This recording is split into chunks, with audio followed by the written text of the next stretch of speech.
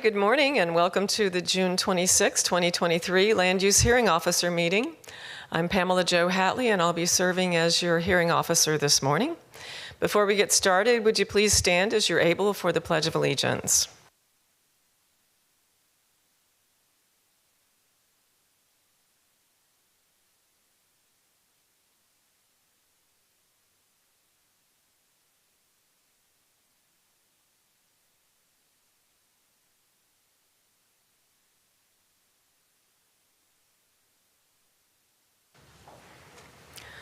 All right, again, thank you. This is the June 26, 2023 Land Use Hearing Officer meeting. And I'm Pamela Jo Hatley. I'd like to, first of all, if you have any noise-making devices on you, would you please silence those at this time? And thank you for that. And I'd like to introduce Mr. Tom Hisney with the Hillsborough County Development Services Department to introduce staff and any agenda changes, withdrawals, or continuances. Good morning, Ms. Hatley. To my right is Carmen Mason of Development Services staff. To my left is Colleen Marshall of the Development Services staff. She will be reading the changes to the agenda as well as introducing our variance cases. I'd like to announce that she'll be replacing me on the dais here as I am retiring on Friday. So this is my last case and she'll be assuming the role that I've had for the last few years. To her left is Mary Dorman of County Attorney staff. And at the end here is Jillian Massey of Planning Commission staff. Throughout the hearing, we'll be joined by various planners who will be introduced as the different cases come up at the dais. And with that, I will have Colleen read the published withdrawals and continuances. Good morning. For the number of published withdrawals and continuances, first, A1, special use 22-1657, the applicant is Todd Seamy. This application is out of order to be heard and is being continued to the July 31st, 2023 Land Use Hearing Officer hearing. Item A2, variance 23-0005, the applicant is John Grissar. This application is out of order to be heard and is being continued to the July 31st, 2023 Land Use Hearing Officer hearing. Item A3, special use 23-0219, the applicants Dean M. and Sonia C. Slavin. This application is out of order to be heard and is being continued to the August 28th, 2023 Land Use Hearing Officer hearing. Item A4, special use 23-0308, applicant is Gulfstream Towers, LLC. This application is out of order to be heard and is being continued to the July 31st, 2023 Land Use Hearing Officer hearing. Special use 23-0343, the applicant is 5 Star Cares, Incorporated, care of William Holland. This application is out of order to be heard and is being continued to the July 31st, 2023 Land Use Hearing Officer hearing. Special use 23-0365, the applicant is VB-BTS2 LLC, care of Mataniah S. John. This application is out of order to be heard and being continued to the July 31st, 2023 Land Use Hearing Officer hearing. Item A7, variance 23-0378, the applicant is Jose H. Ramirez. This application is out of order to be heard and is being continued to the July 31st, 2023 Land Use Hearing Officer hearing. Item A8, variance 23-0395. The applicant is Jarrett Wygala. This application is withdrawn by the petitioner. Item A9, variance 23-0454. The applicant is Robert Franklin. This application is out of order to be heard and is being continued to the July 31st, 2023 Land Use Hearing Officer hearing. Item A10, variance 23-0462. The applicant is Donald C. and Patty J. Wolfer. This application is out of order to be heard and is being continued to the July 31st, 2023 Land Use Hearing Officer hearing. And item A11, variance 23-0471. The applicant is Melba Merced. And this application is out of order to be heard and is being continued to the July 31st, 2023 Land Use Hearing Officer hearing. This concludes the published withdrawals and continuances. All right, thank you very much. All right, the meeting today will consist of agenda items that require a public hearing by hearing master. I will conduct a hearing on each item today and will submit a decision within 15 working days after the conclusion of today's public hearings. My decision will be filed with the clerk of the Board of County Commissioners. The hearings today will be informal. I will ask questions related to the scope of direct testimony and may call and question witnesses as I deem appropriate. I will decide all questions of procedure. I will take evidence, but will exclude evidence that is irrelevant, immaterial, or unduly repetitious. Evidence may be presented in written form, and all testimony shall be under oath.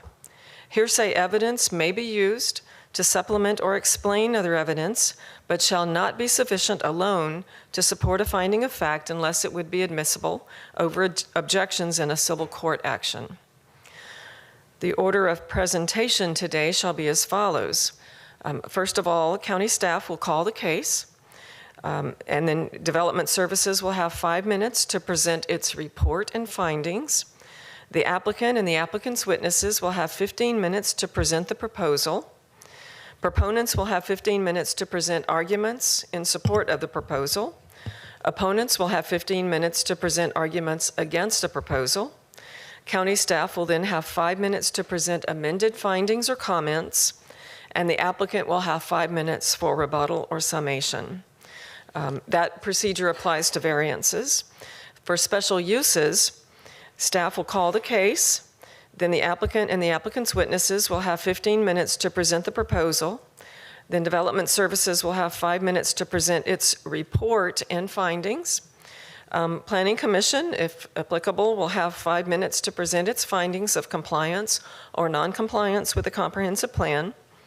Proponents will have 15 minutes to present arguments in support of the proposal. Arguments will have 15 minutes to present arguments against a proposal. County staff will have 5 minutes to present any amended findings or comments, and then the applicant will have 5 minutes for rebuttal and summation. The 15 minutes that are for proponents and opponents is the total time allotted among them. So if there are a number of persons who wish to speak on an item, the 15 minutes will be distributed among those persons. If you wish, you may designate a single spokesperson to represent your views. When you come to the microphone today, please first state your name and address for the record. This meeting is being recorded, so please speak into the microphone so your testimony can be heard and recorded. When you're finished speaking, please see the clerk to my left here to sign in. Now we'll hear from the County Attorney's Office for legal requirements and procedures for appeal of any item. Okay. Mary Dorman from the County Attorney's Office. This land use hearing, officer public hearing, is for variance and special use requests. This is the time for interested parties to present evidence and testimony. Once the hearing officer has closed a case, the record of that case is also closed, and no new evidence regarding that case may be submitted thereafter. Any decision by the hearing officer may be appealed to the Land Use Appeals Board. Should a decision of the hearing officer be appealed, the evidence and testimony presented at this public hearing shall be the only evidence that is subject to review by the Appeals Board. In reaching a final decision on petitions, the Appeals Board will only consider the decision of the hearing officer and the record made at this public hearing. If an appeal is filed, the Appeals Board hearing shall consist of oral argument by the party appealing the decision, county staff, and any interveners, each of whom may be represented by legal counsel. The following shall have standing to appeal a decision of the hearing officer or to intervene in an appeal. 1, the applicant, or 2, anyone who appeared before the hearing officer, presented testimony or other evidence, and is adversely affected by the decision of the hearing officer. It is the role of the county attorney's office to ensure that no new evidence or testimony is allowed before the appeals board that was not presented to the hearing officer at today's hearing. The county attorney will recommend that the appeals board disregard evidence or testimony that is outside the record made at today's public hearing.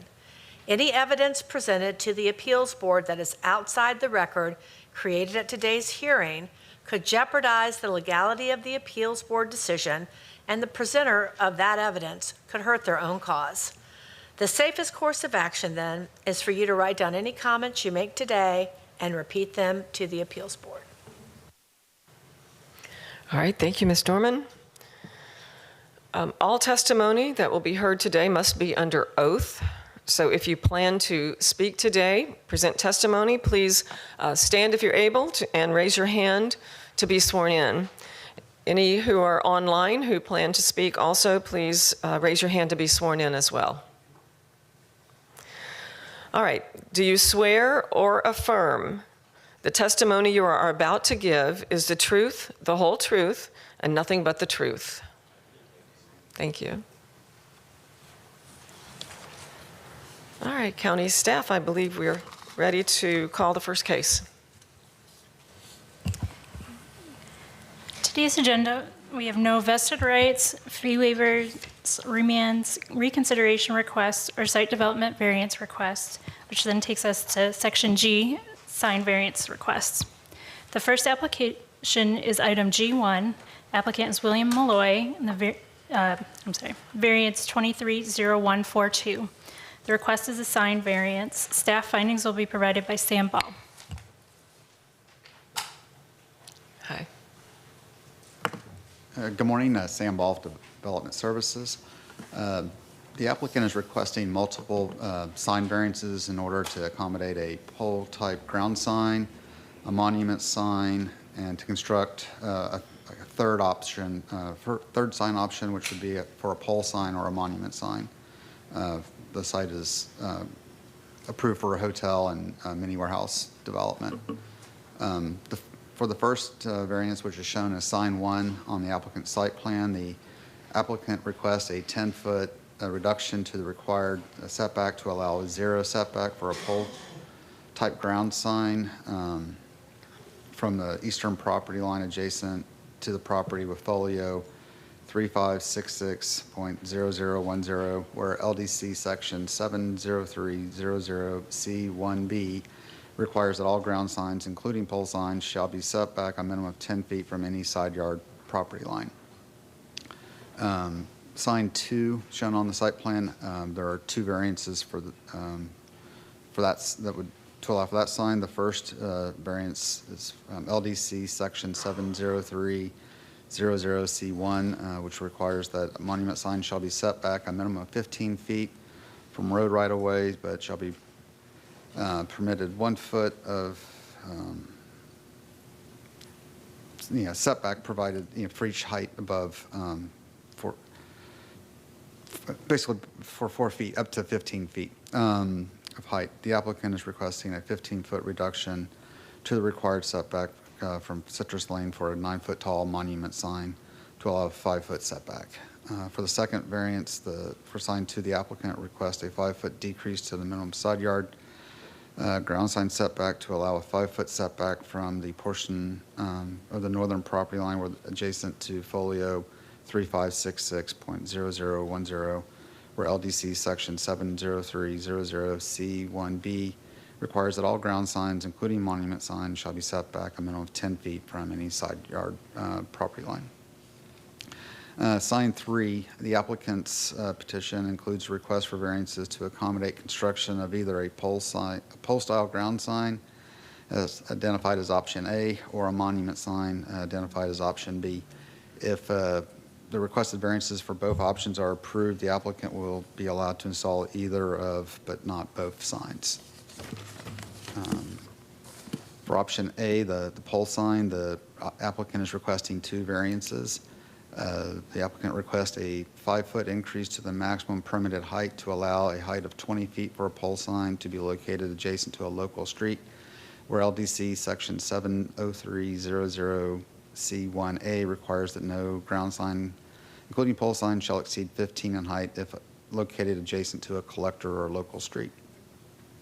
The applicant also requests a 10-foot reduction to the minimum required setback, required to allow 0 setback from the portion of the eastern property line that adjoins the Upper Tampa Bay Trail right-of-way, where LDC Section 70300C1B requires that all ground signs, including pole signs, shall be set back a minimum of 10 feet from right-of-way lines.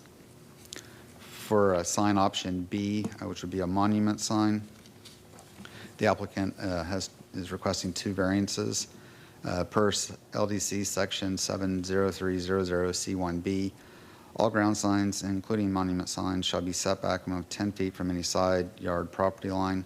The applicant requests a 5-foot decrease to the required side yard setback to allow a 5-foot setback for a monument sign from the portion of the property adjacent to the property folio of 3566.0000. And the second variance is according to LDC Section 70300C1C requires that monument signs shall be set back a minimum of 15 feet from right-of-way lines, but shall be permitted an increase in height of 1 foot for each foot of height of additional setback provided the right-of-way from the right-of-way line up to a maximum height of 30 feet when adjacent to expressways or 15 feet when adjacent to collector roads. The applicant is requesting a 15-foot reduction to the required setback from Citrus Park Lane for a 9-foot tall monument sign to be allowed with a 5-foot setback. That concludes my presentation. Available for any questions. Yep, there's a lot going on here. Yes, ma'am. I want to make sure I understand. So under variances on the report, sign 1, could you just clarify the code 70300C1B? Ground signs, including pole signs, must be set back a minimum of 10 feet from the side property line, and the applicant is requesting a 10-foot reduction. Okay, that one's straightforward. The second one, sign 2, 70300C1 of the code, requires monument signs to be set back a minimum of 15 feet from the road right-of-way, but is permitted an increase in height of 1 foot for each 1 foot of additional setback. Okay. And this sign is proposed sign is 9 foot tall. So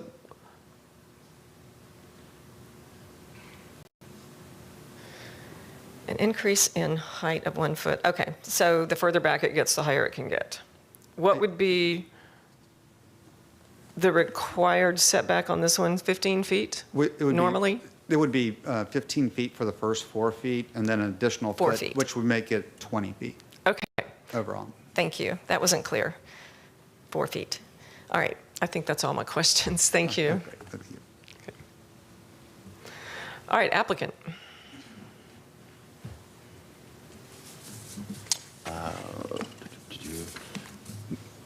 Good morning, William Malloy, 325 South Boulevard.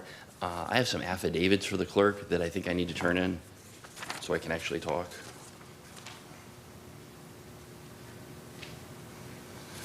All right.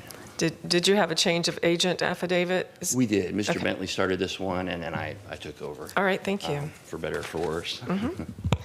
As you said, Madam Hearing Officer, there's a lot going on here. We have 3 different signs and 7 different variance requests. I hope that the staff write-up and the presentation that I did in the variance criteria responses covers the particulars. What I want to spend just a few minutes discussing is the need and the justification for these signs, maybe at a more macro level than the variance criteria, which I think is pretty particular, pretty spelled out already.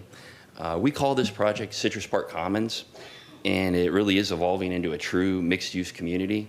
The businesses here between Citrus Park Lane and Easy Street include McDonald's, a recently approved self-storage site, a fully leased Type A office.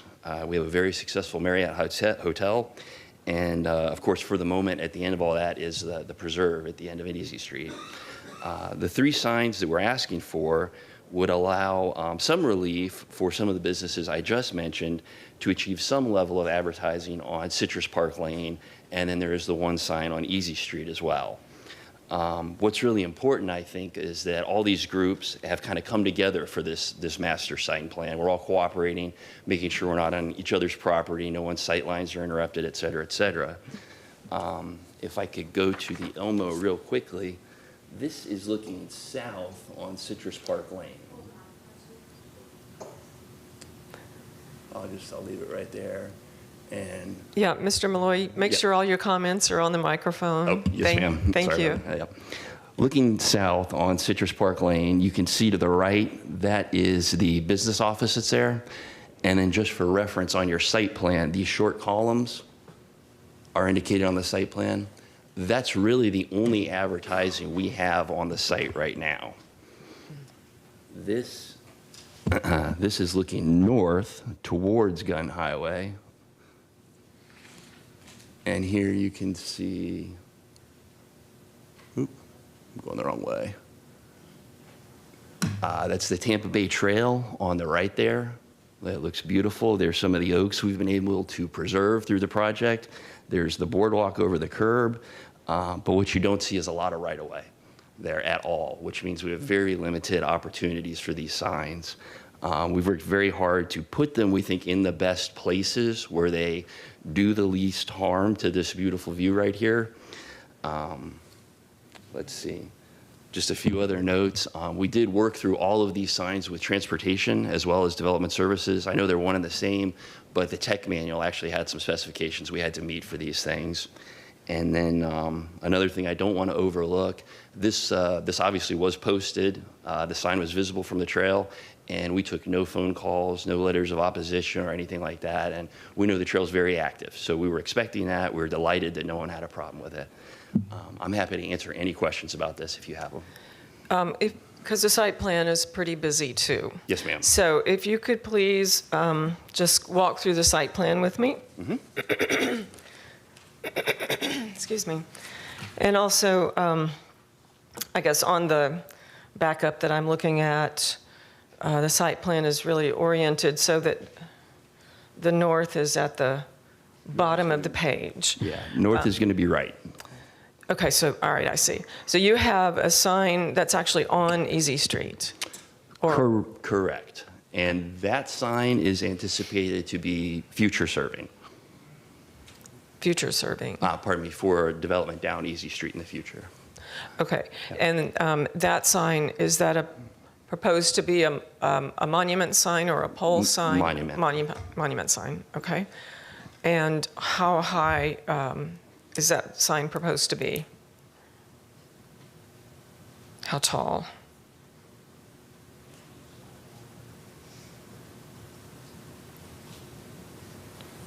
That, ma'am, I'm embarrassed, is not on my plan.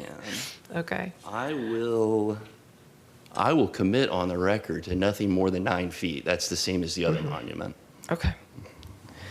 All right, then the next sign I see is, I guess that would be the west or east side of the property, is that right? Yeah, sign number 2, Two, bottom right here. That would be a monument that would serve the new mini warehouse project.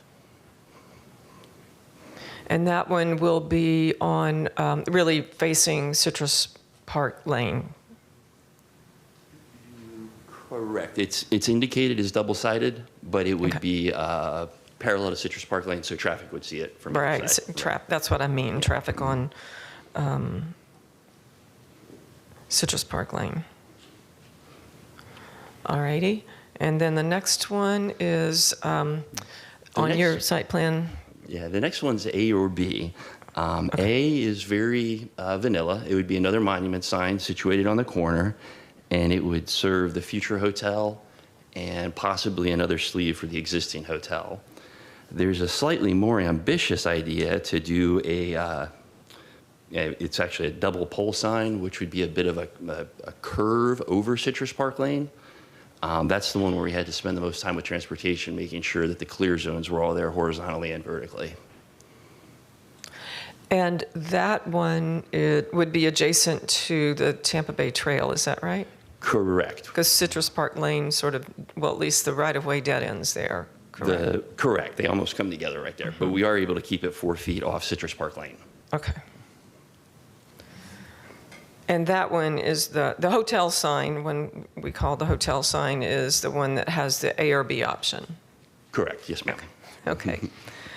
I think that's clear then. That's all the amazing. questions I had for you. Wonderful. Thank you. Thank you.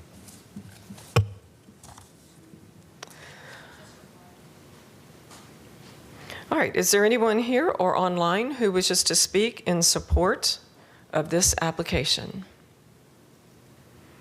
Do not hear anyone. Is there anyone here or online who wishes to speak in opposition to this application? All right, do not hear anyone. Development Services, anything further? Nothing further. Okay. And applicant, anything further? Nothing further. Okay, thank you. That will close the hearing on variance 23-0142.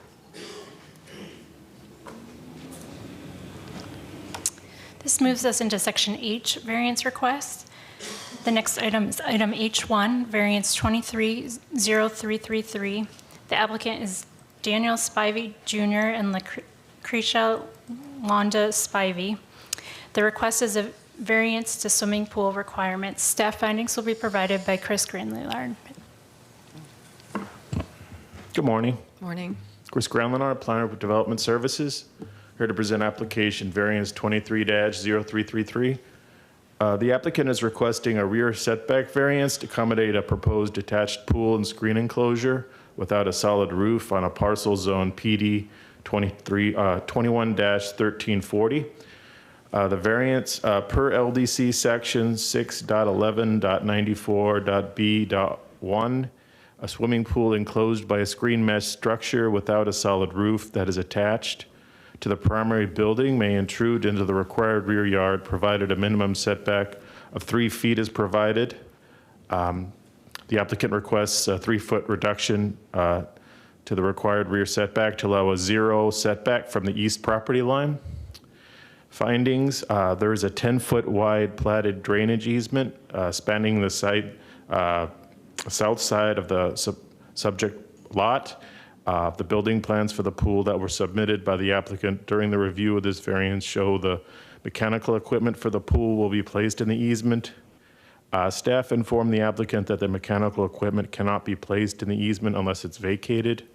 The applicant has advised that mechanical equipment will be placed outside of the easement in compliance with setback requirements of LDC section 6.01.03.I.3. That concludes my report. Any other questions? Glad to answer. No questions for you. Thank All right, you. thank you. All right, is the applicant here? We're online. All right, the applicant is online. Yes, we're here. All right, I can see you. Go ahead, please. State your name and address. Daniel and Lucretia Spivey, 12912 Willow Grove Drive, Riverview, Florida, 33579. All right, and then I just need you to explain what you're requesting and the hardship basis for the variance. Okay, can you push the screen now? So I'm a 100% disabled veteran. You can see my mobility device right now. And we're requesting this 3-foot variance setback be removed to allow me to have more deck space around the pool so I can get around. The pool is also is being used for my aquatic therapy. I have MS as well, so it helps with any articulation or movement. Furthermore, there's no houses directly behind us, so this will not impact anyone else in the neighborhood. There's nothing that's going to be an eyesore. It actually is going to be able to go up to the edge. And once again, there is maybe about 500 yards behind us is a preserved area with trees and so forth. So there is no one directly behind us. And we also need more decking space for the, what do you call that, lift? The lift. The lift for the pool to get him in and out. Okay.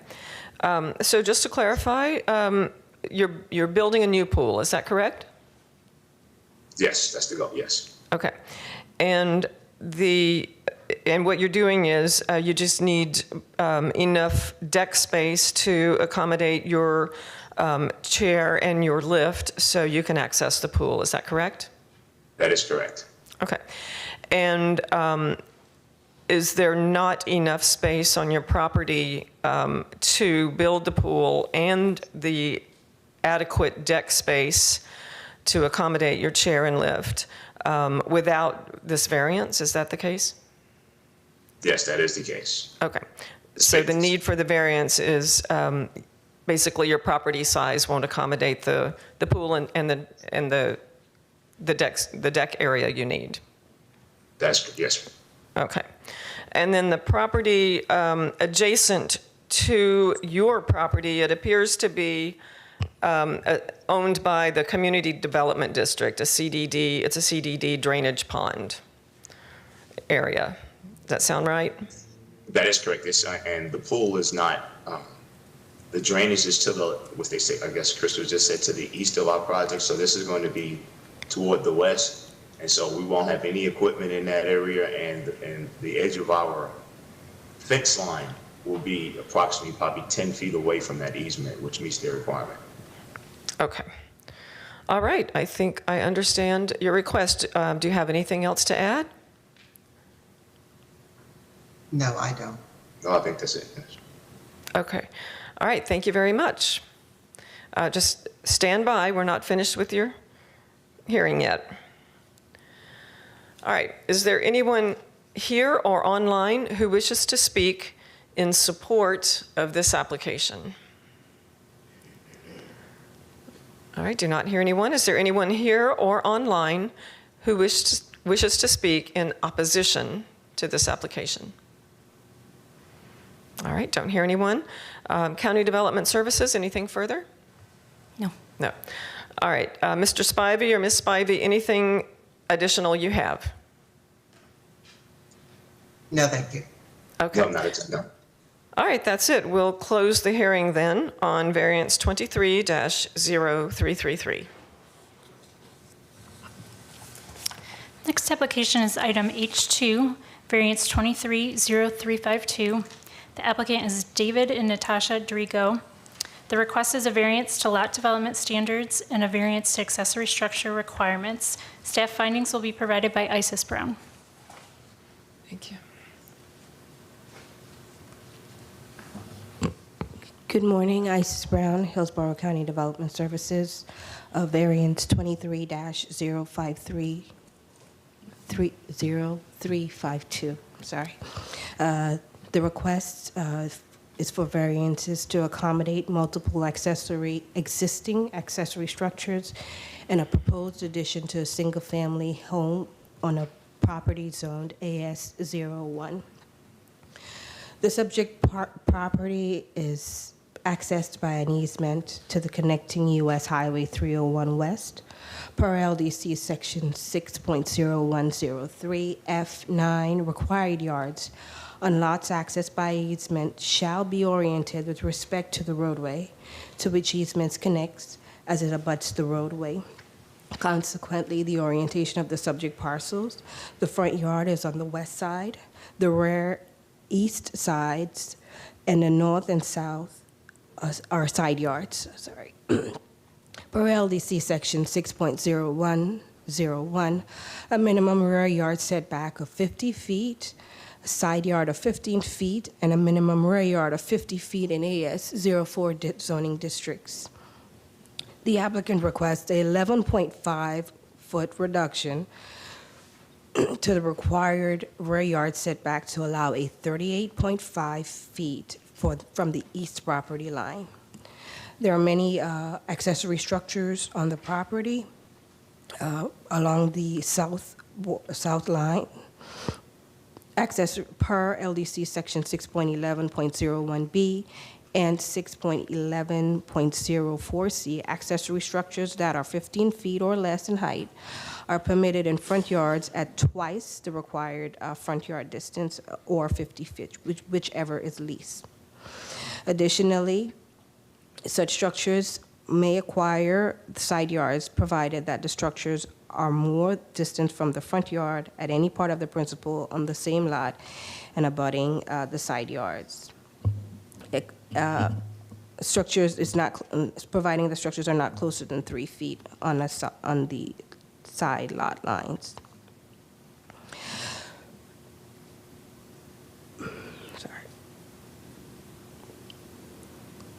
Such structures may also occupy the rear yards, providing that the structures do not occupy more than 20% of the required rear yard or not closer than 3 feet to the rear lot line. According to the applicant, all structures are less than 15 feet. All the accessory structures have been labeled as follows, AS1 through AS4 on the graphics in the staff report, and are closer to US 301 on the west part of the house on the parcel, therefore subject 15 feet setbacks for the property zoning. The applicant requests the following variances. Structure AS1, which would be the most southern western structure, an 11.99 foot reduction to the required side yard setback to allow a 3.01 foot along the southern property line. Accessory structure number 2, a 12.37 foot reduction to the required side yard to allow a 2.63 foot from the south property line. Accessory structure 3, a 13.73 foot reduction to the required side yard to allow a Accessory structure 3, a 13.73 foot reduction to the required side yard to allow a 1.27 foot reduction. And accessory structure number 4, a 4.9 foot reduction to the required side yard setback to allow a 10.08 foot reduction from the south property line. Additionally, a 1.96 foot reduction to the required rear yard to allow a 1.04 foot reduction. Staff findings, the lot currently zoned AS Agricultural Estate 0.4. The lot is currently 1.99 acres. However, it has been certified as a legal non-conforming lot per NCL 23-0345 for the case record. I'm available for any questions. Just to clarify here, because I didn't see where the accessory structures were earlier when I was looking at the survey, but now I do see them. You see them?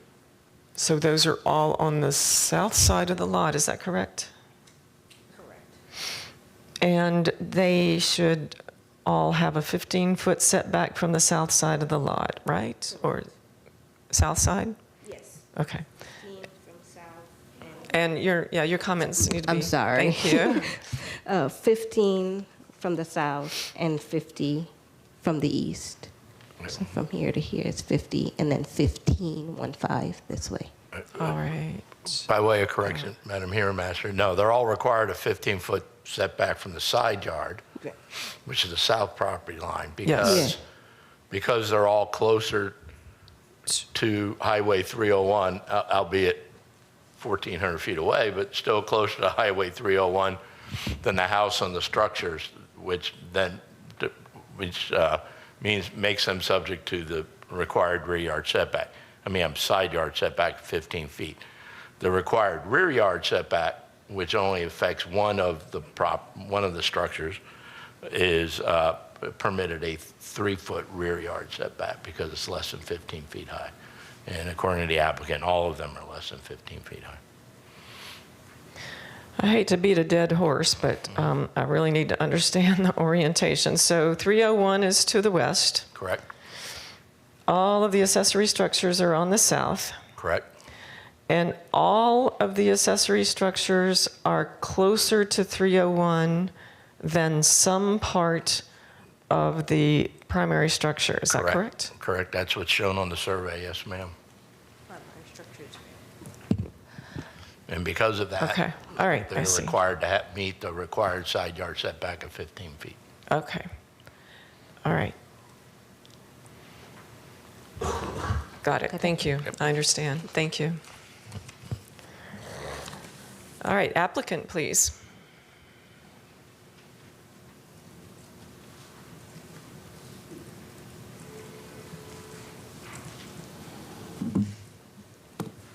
Hello, I'm Natasha Drago, 14010 WP Lane, the Notasasa, Florida, 33592.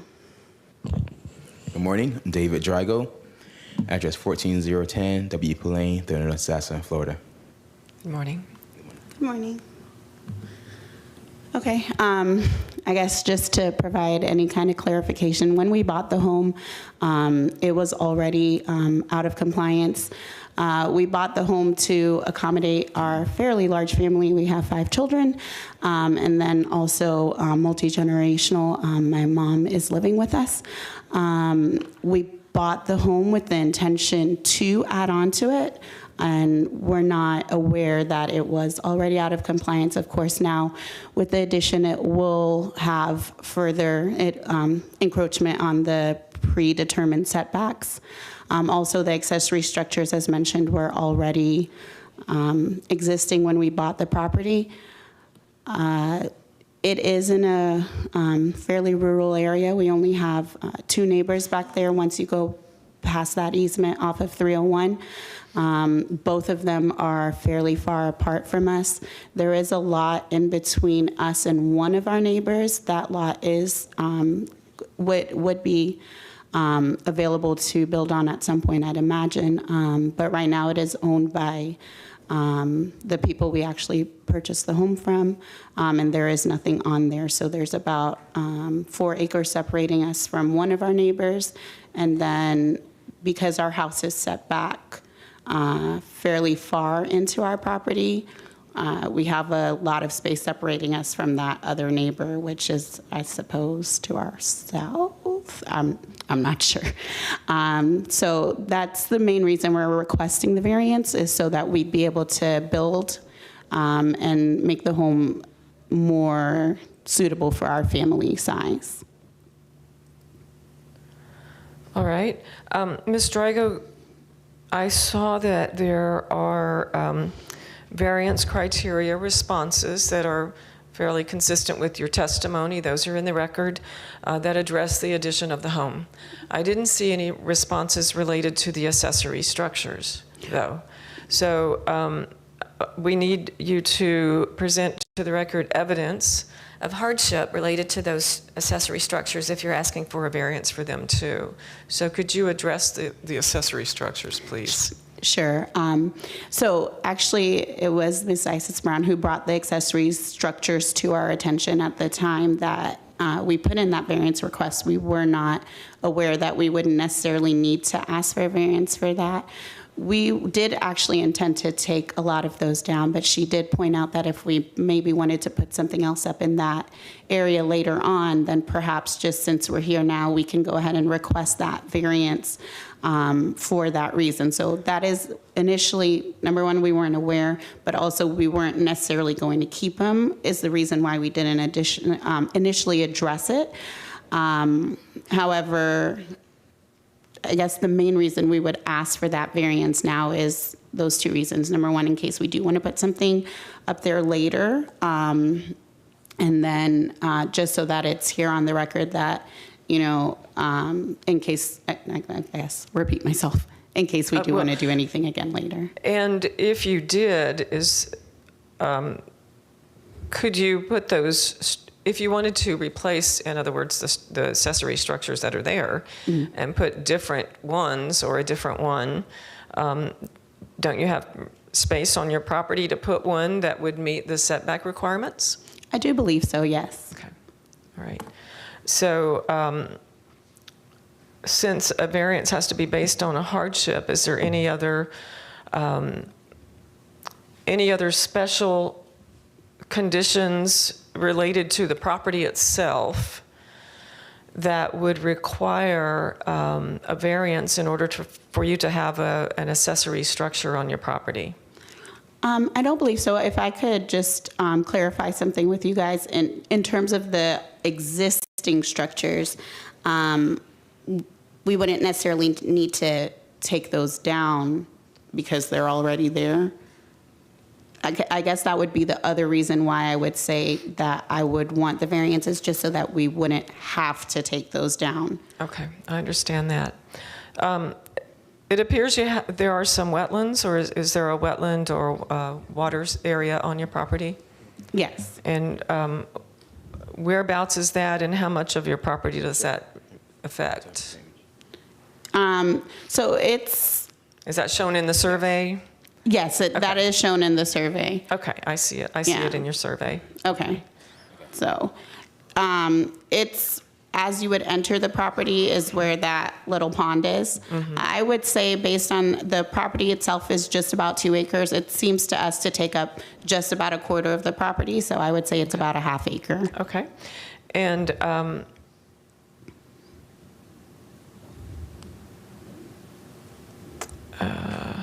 okay.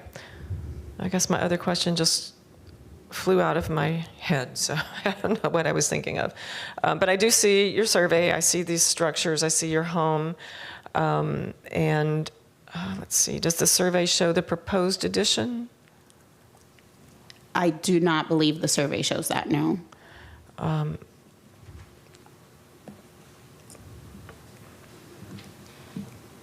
Let's see.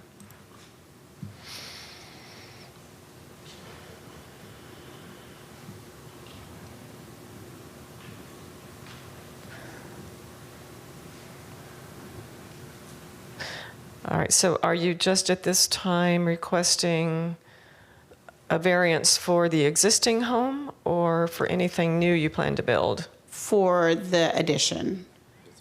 Okay, so can you describe for me where that proposed addition is going? What side of your home? Sure. So it would be, yeah. So it would be towards, so the way the house is sitting right now, it would add on to the rear of the home, and then also to the, like if you're coming into the home, to the left side of the home. So it's about 1,000 square foot addition. That would push it closer to the rear yard, and then also closer, I believe, to the east, away from 301. Okay, just a second. Let me get reoriented on the survey too.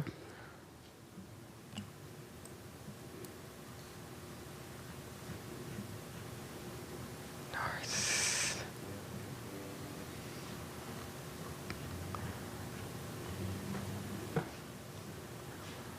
All right, your home as it is faces 301. Is that the front of your home, or does your home face the road that you use as an easement to come in? The home faces the road that we use as an easement. Okay, so really what you think of as the rear of your home really is oriented toward 301? Right. Okay, and that's where you're building on the addition? Yes. Okay. I guess I have a question for county staff. Is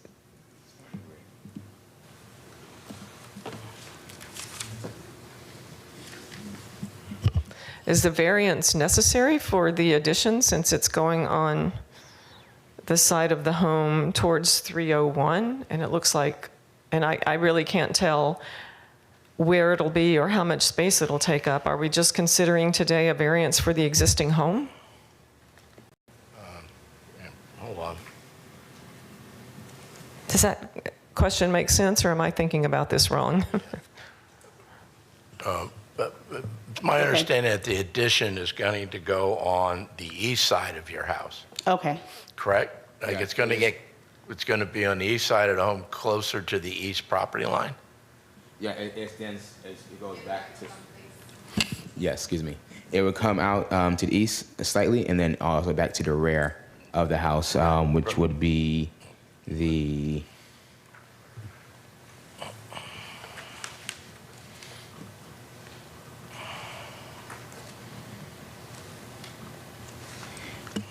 Looks like, I'm paused 1 moment.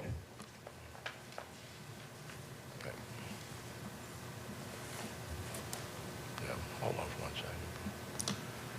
second.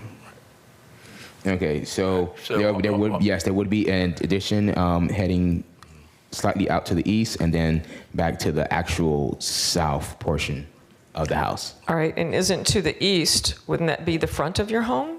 No, well, that's what the front of the home being where the door is, yes. So the orientation is a rectangular shape. So that front of it is not the actual entry. You enter along the east side of the home. And the east side is on the side where your entrance road is. Yes, yes, ma'am. Okay, so you're expanding towards your entrance road. Yes, that is, of the two corners, that is the shorter expansion.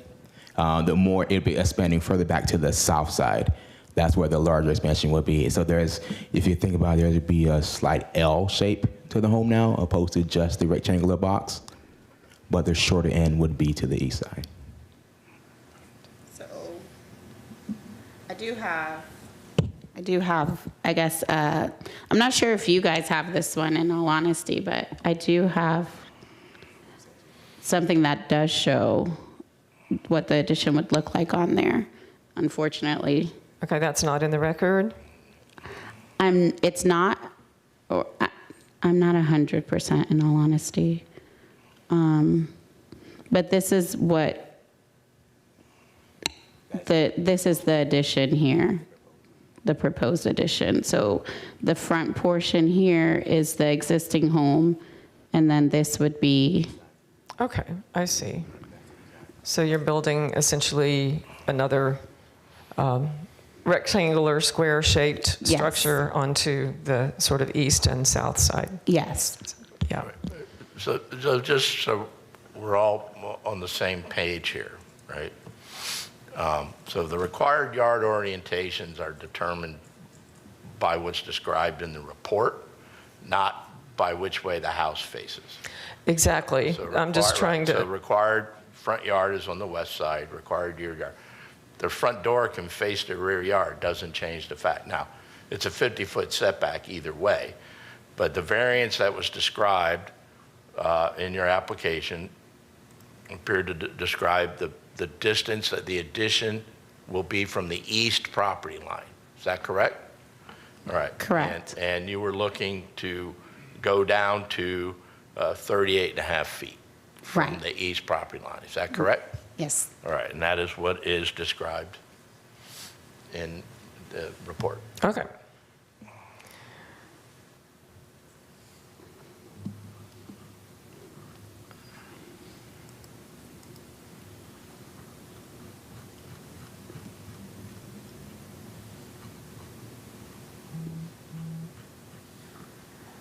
Just one more quick look at the survey, make sure I have no further questions.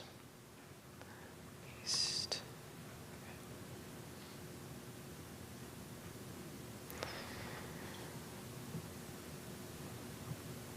Okay.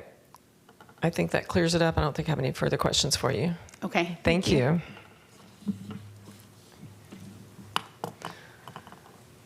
All right, is there anyone here or online who wishes to speak in support of this application? Don't hear anyone. Is there anyone here or online who wishes to speak in opposition to this application? All right, don't hear anyone. Development Services, anything further? No. Thank you. Applicant, did you have anything else you wanted to add? No, thank you.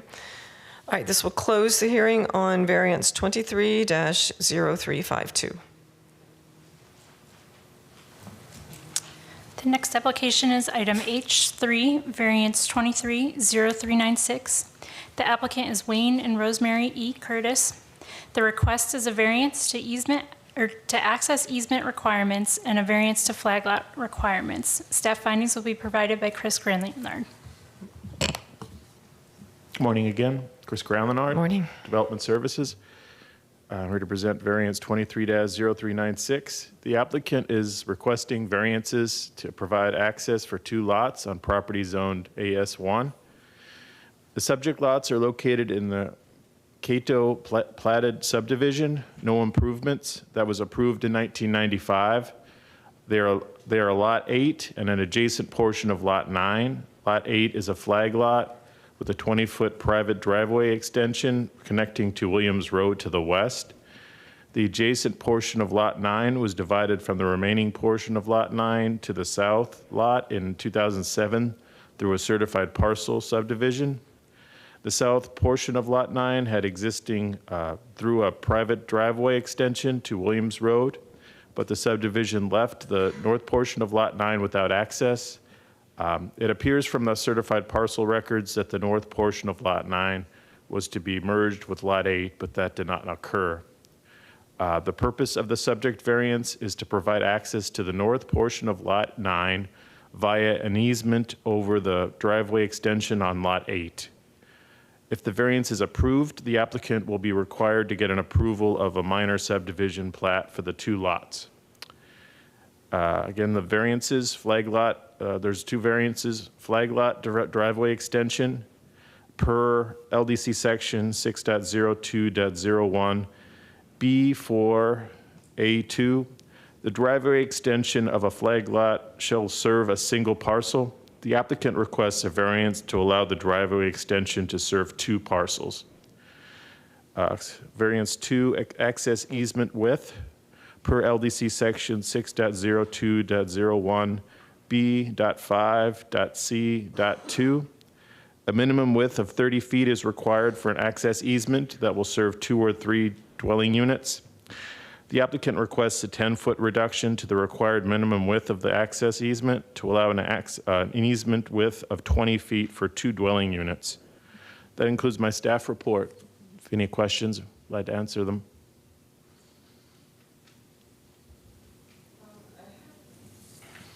I have questions, I guess, about the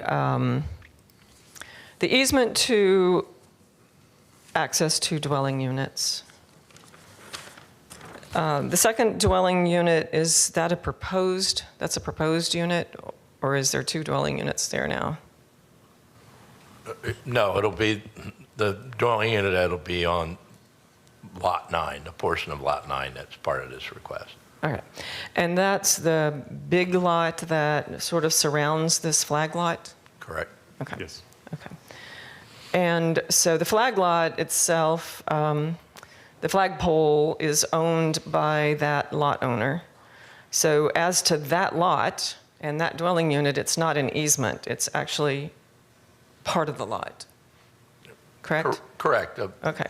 Lot 8 has been a flag lot from when the Cato subdivision was platted. All right.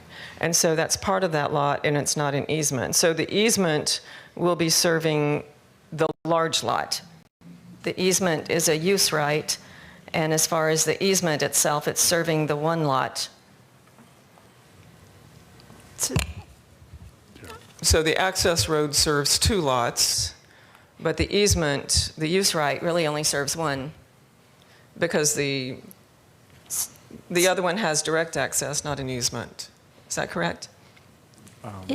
So transportation staff, when a minor subdivision plat is reviewed, if they're coming off the road and they're both using that same area, they would look at it as 2 lots, 2 dwelling units utilizing the easement area, and thus require the 30 feet. Okay, it's just that the code uses the word easement, and that's not an easement as to the lot that it's part of. Correct. Because it's over the same area as the flag lot, when it's reviewed through subdivision review, it's considered to be that area is serving the 2 dwelling units. Okay. And then I guess the other thing that is not making sense to me with this request is that it appears to be the same property owners on both lots? Both lots, the large lot and the flag lot are owned by the same property owner, is that correct? In the record? Yes. Okay. And so a property owner cannot grant an easement over their own property to themselves. That's another reason this doesn't make sense to me. It doesn't seem to be an easement.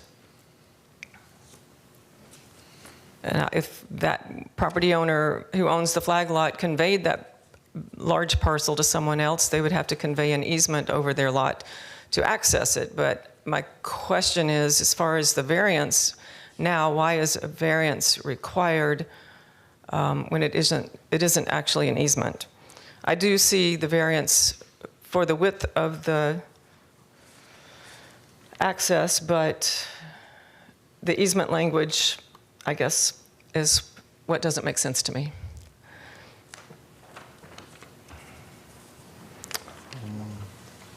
So when an applicant comes in for a platted subdivision review, they would have to show that they have legal access to each lot that they're proposing to subdivide. Is there a subdivision here? They are proposing to reconfigure. Okay. And through that, to have access to the replat of Lot 9, they would need to have easement access. All right. And one of the lots will have direct access over their flagpole, their driveway extension, and the other lot will have an easement. Is that correct? Yes. Correct. Yes. Okay. Okay, that's how I understood it. Okay. But I still don't see the reason for the variance requirement. But we'll hear from the applicant at this time. That's all the questions I have for you. Thank you. Good morning, Madam Hearing Officer. My name is Jesus Murley. I'm at 12506 Bronco Drive. I'm representing the applicant, which is actually Stanley and Tammy Mitchell. They're here today, and those were all very astute questions, and I hope I can make it clear to you what they are trying to do.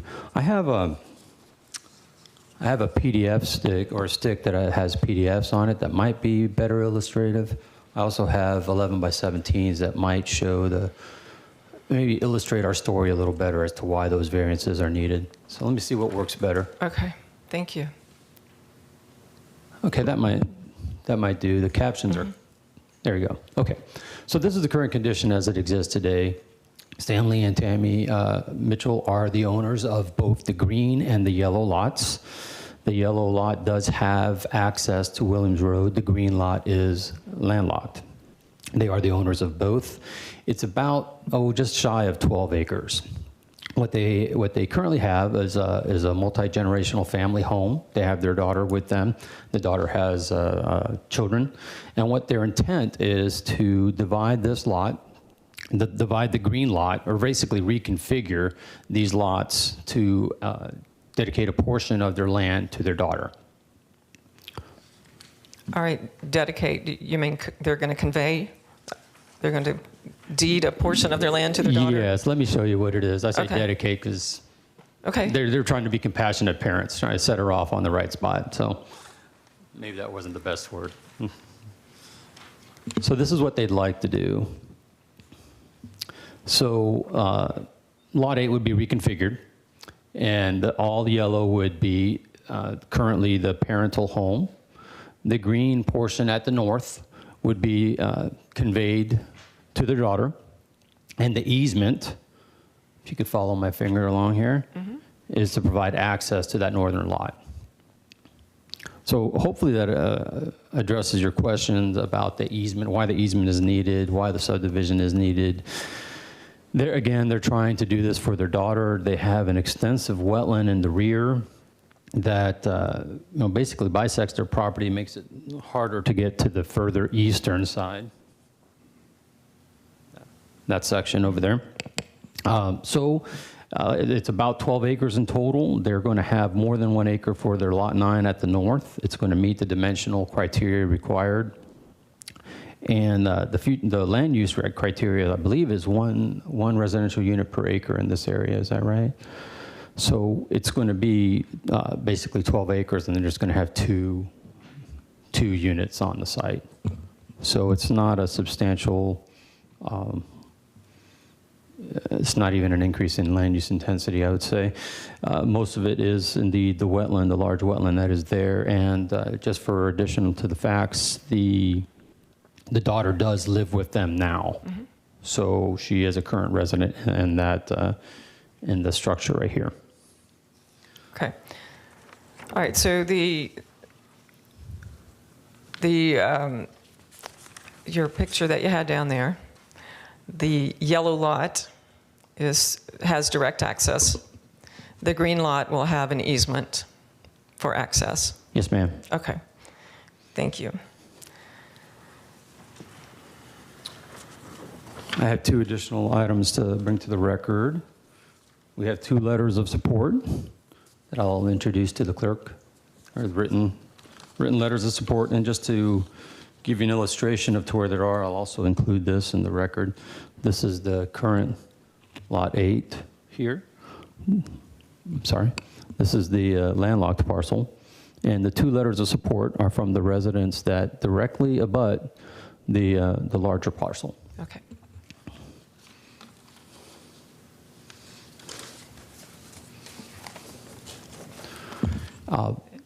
Again, they're trying to do this to get their daughter off on the right foot. This is a multi-generational family that's been occupied the area for a long time. They're Plant City residents for, I'm not sure how long. The owners are indeed here if you want to ask them any questions.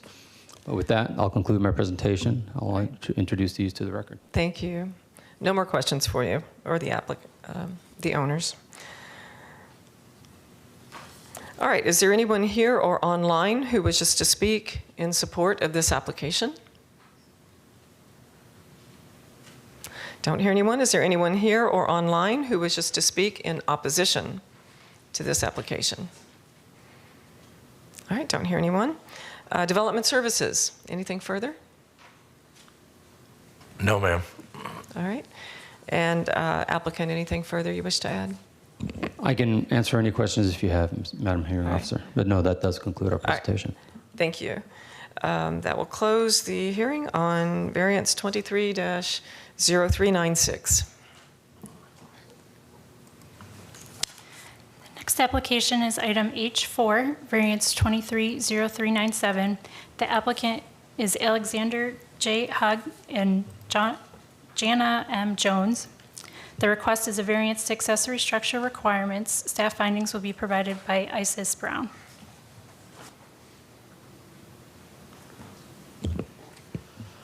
Good morning, Hillsborough County Development Services, Isis Brown, variance 23-0397. The applicant is requesting a setback for a variance to accommodate an existing detached pergola on a single-family lot zoned PD 92-0106. Per LDC Section 6.11.04C.2, accessory structures that are 15 feet or less in height may occupy the side yards, provided that structures are more distant from the street than any part of the principal structure on the same lot and any lot abutting said required side yards. Additionally, the structure must be at least 3 feet from the side lot, including architectural features such as cornices, eaves, and gutters. According to the applicant, the subject pergola is 9 feet in height. However, its location is closer to the street than the single-family home on the parcel. Therefore, the pergola must meet the principal building setback required.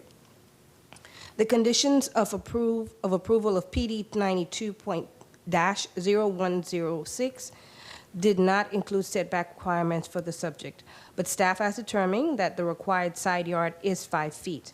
The applicant is requesting a 3-foot, 8-inch reduction to the required side yard setback to allow a 1-foot, 4 inches from the northerly side lot line. This ends my presentation. I'm available for any questions.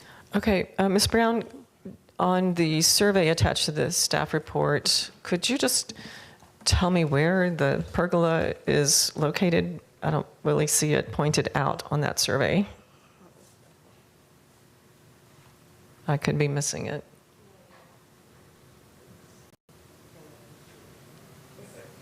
I'm sorry. Actually, here. Okay. Yeah. So it's in that asphalted area on that side of the property? Yeah, it's the way the houses are. It's like the garage is on the front, and then it's like detached, and then the house. Okay. All right. All right, thank you. All right, applicant?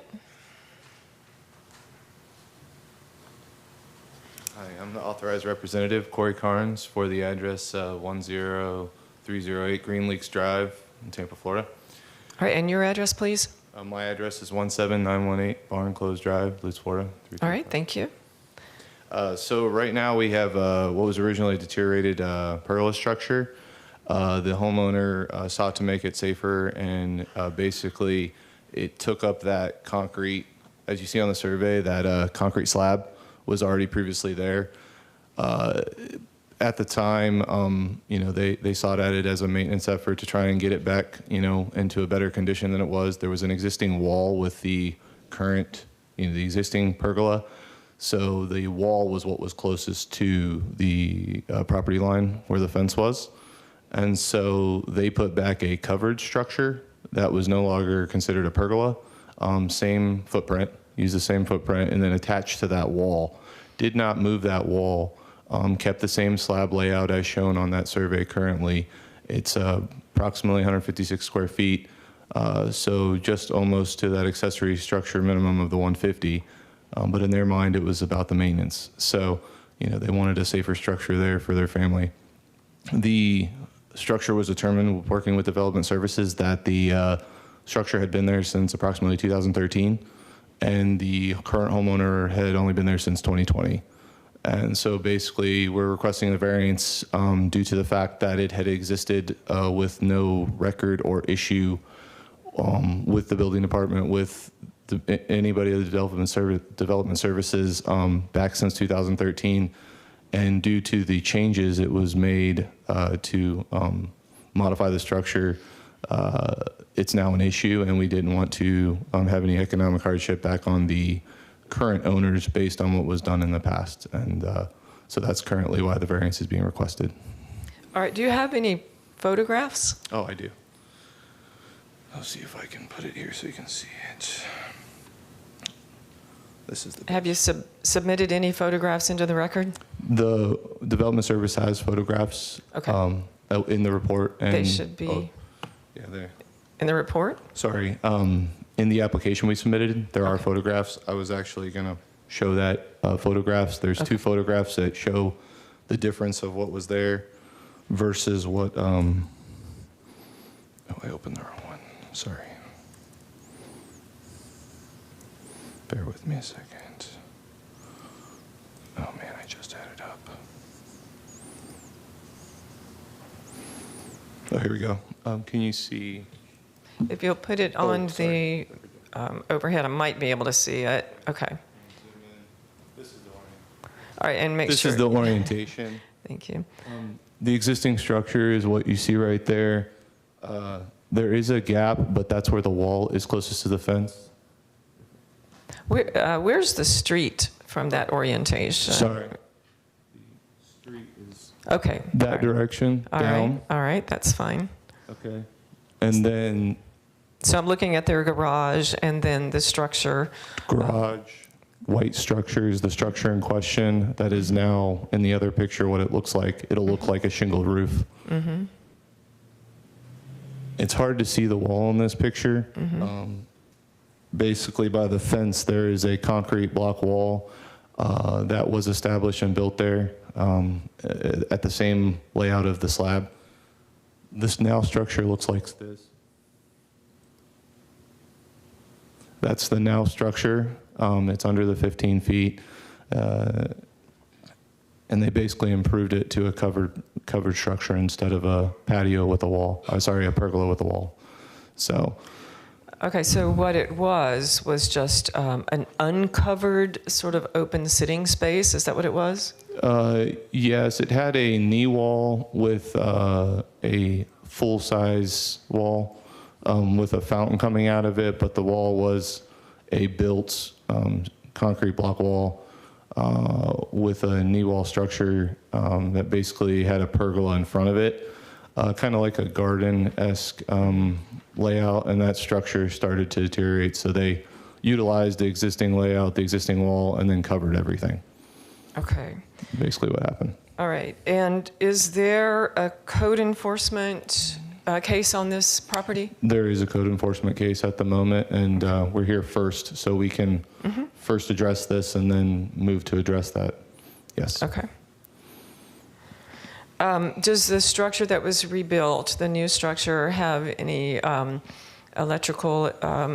Okay, it does. It does now have electrical included. There is a grill underneath there now. It's utilized as a outdoor space. Nothing was closed in. It's a all open outdoor space. Okay. And building permits were not pulled, I suppose, for the new structure. Is that correct? No, it was sodded as a small accessory structure, and at the time, before my involvement, now I'm trying to redirect and make it right. So. Okay. And the property owner, who is the applicant now, constructed this new structure, or had it constructed? Correct. Okay. Yes. And that was in about 2013, or when did they do that? The current owner had it modified. I'm sorry. In 2021. Okay. Well, 2022, 2021. Make sure your comments are on the yeah. microphone. Approximately 2021. Approximately. Okay. And if the property owner is here and they would like to come up and speak, they can. Yes, they are here. Sorry. Okay. But yes, and then the previous structure there, the best we could tell with development services was aerial imagery. And that's how we were able to determine that pergola structure in some form or fashion with that wall had been there since 2013.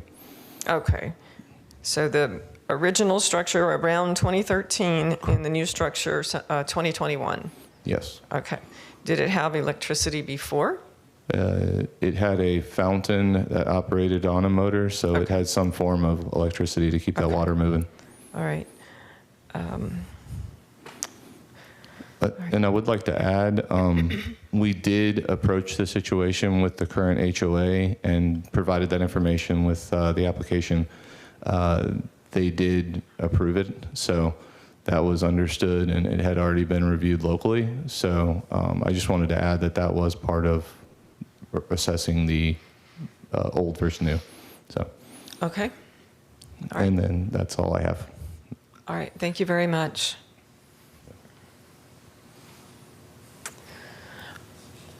And be sure and sign in with the clerk. Sorry about that.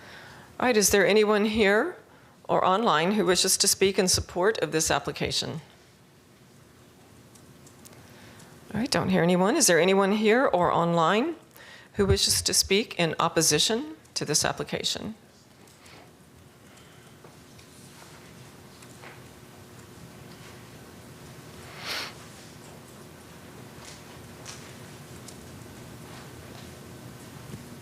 Good morning, and congratulations on your upcoming retirement, sir. Right. Good morning, and make sure your comments are in the microphone. You can pull it over. There you Thank go. you. Thank you. Good morning. My name is Bruce Barnes, and I'm an attorney for the next-door neighbors, the Stevensons, Kleber and Deborah Stevenson. And my address is 100 Main Street, Safety Harbor. It's Suite 204. The only homeowners who are directly impacted by what was built without any permission, without authorization, is a monstrosity, and those people impacted are my neighbors. The pictures depict that Mr. Stevenson has submitted, and he'll get into some of those. These are homes that face a street.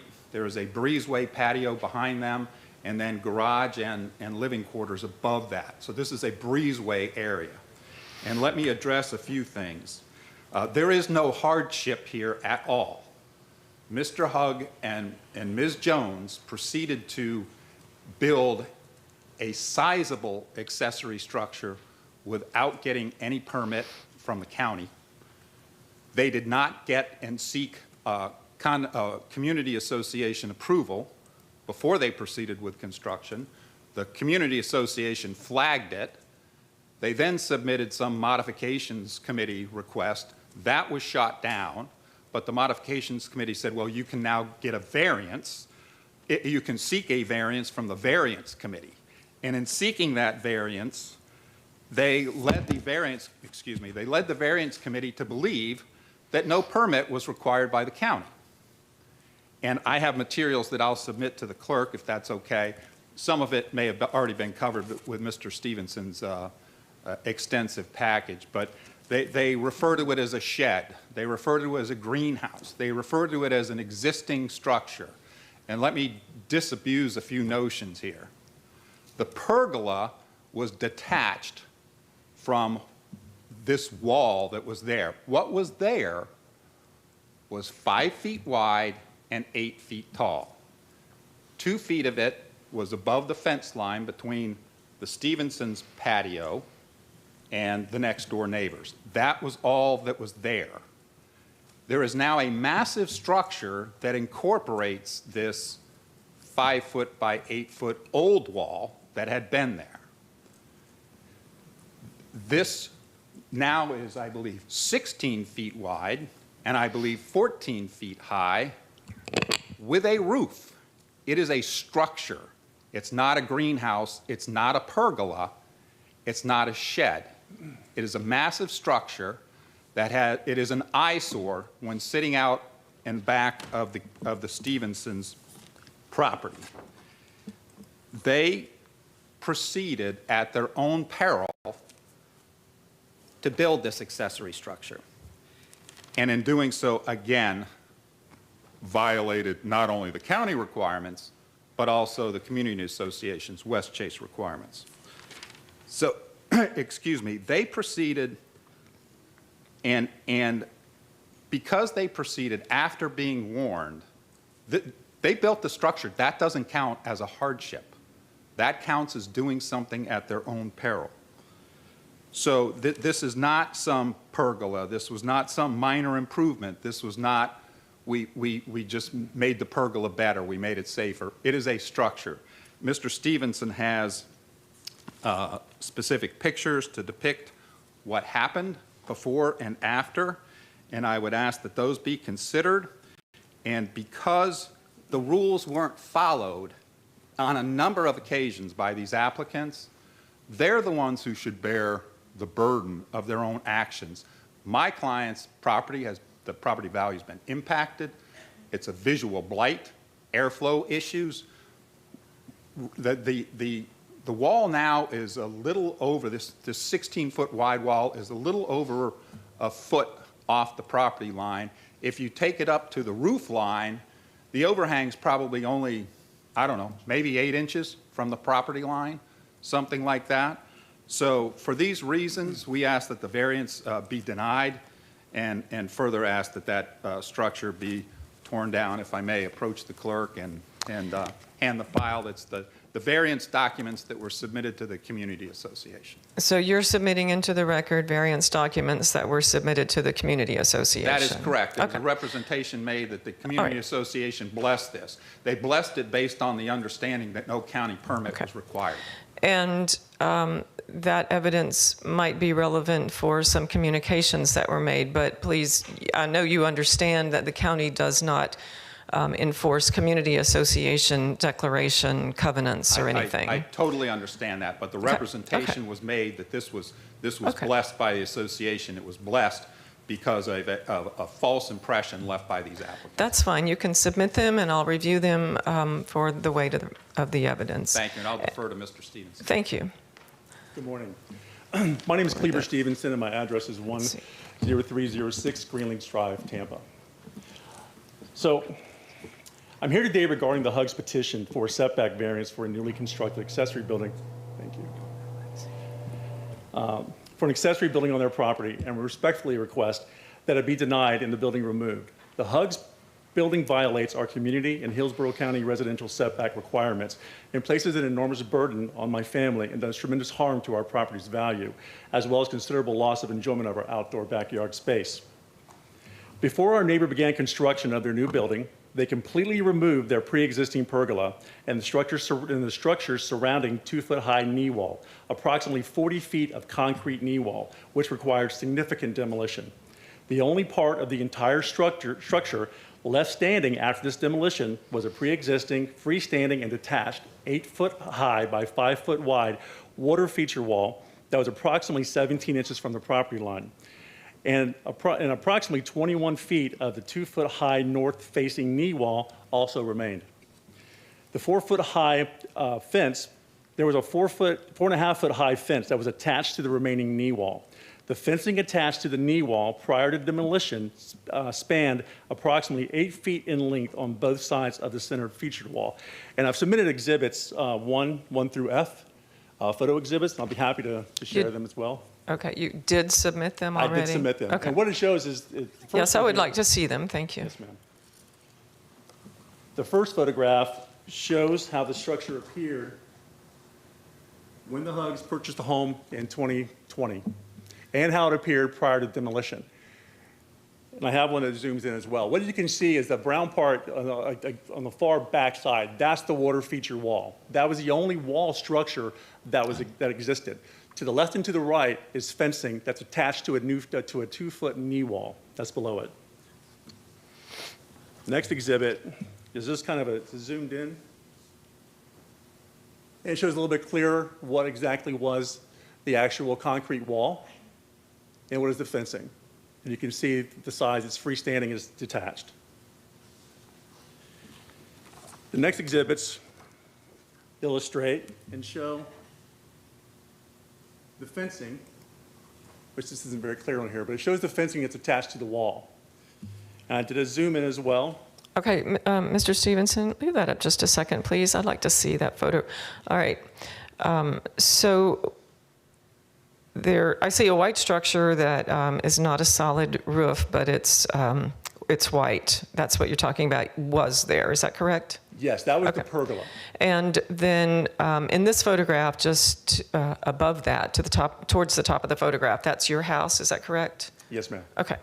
And so your garage is out front facing the street, correct?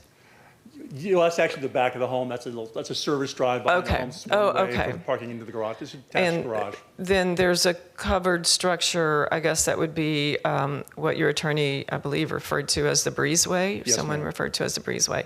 And so that it is covered. You've got a covered breezeway. Is that correct? Yes, between the back door to the house into the entrance into the garage. Okay.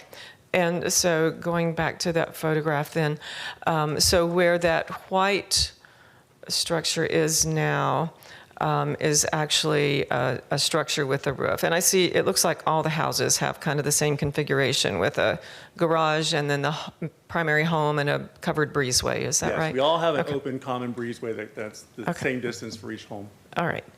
And all right, that's fine. Thank you. I understand. Go ahead. The next exhibit shows it just in more detail. It shows the actual wall that you can see the top, and then the fence line that's attached to the knee wall to the left and to the right.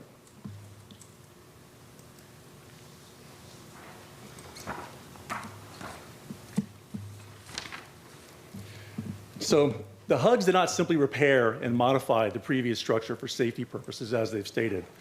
Our neighbor demolished and replaced that structure with an entirely new building, incorporating a very small section of the previous structure to use as a foundation to support an enormous new wall and pitched roof to maximize the area our neighbor could cover for their outdoor use. By doing this, they created an entirely new building with entirely new setback violations.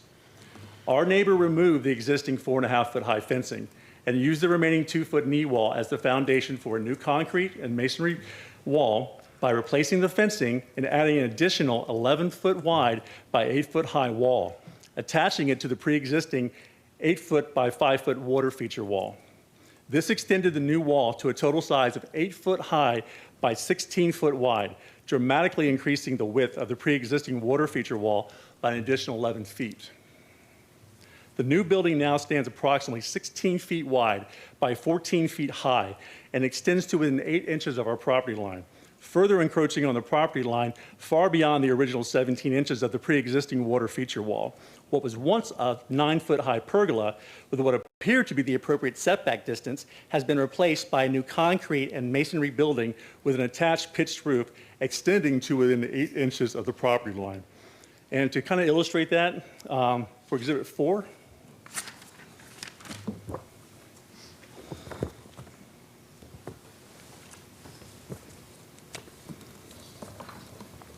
And so you have just a little over 3 minutes left, well, 3.5 minutes.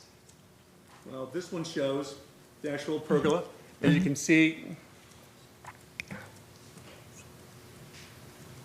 your pergola. You can see the distance there between that knee wall and my fence.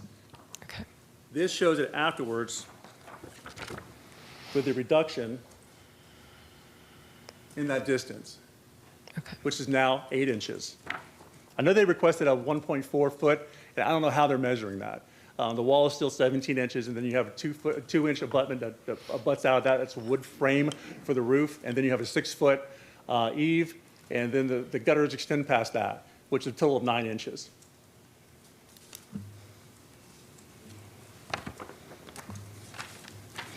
Only a small section of the previous feature wall was ever visible to us. The 2-foot-high knee wall wasn't visible to our property due to our existing 6-foot-high fence. And the only portion of the water feature wall visible to us was a 2-foot-high by 5-foot-wide. Do you want to put those on there?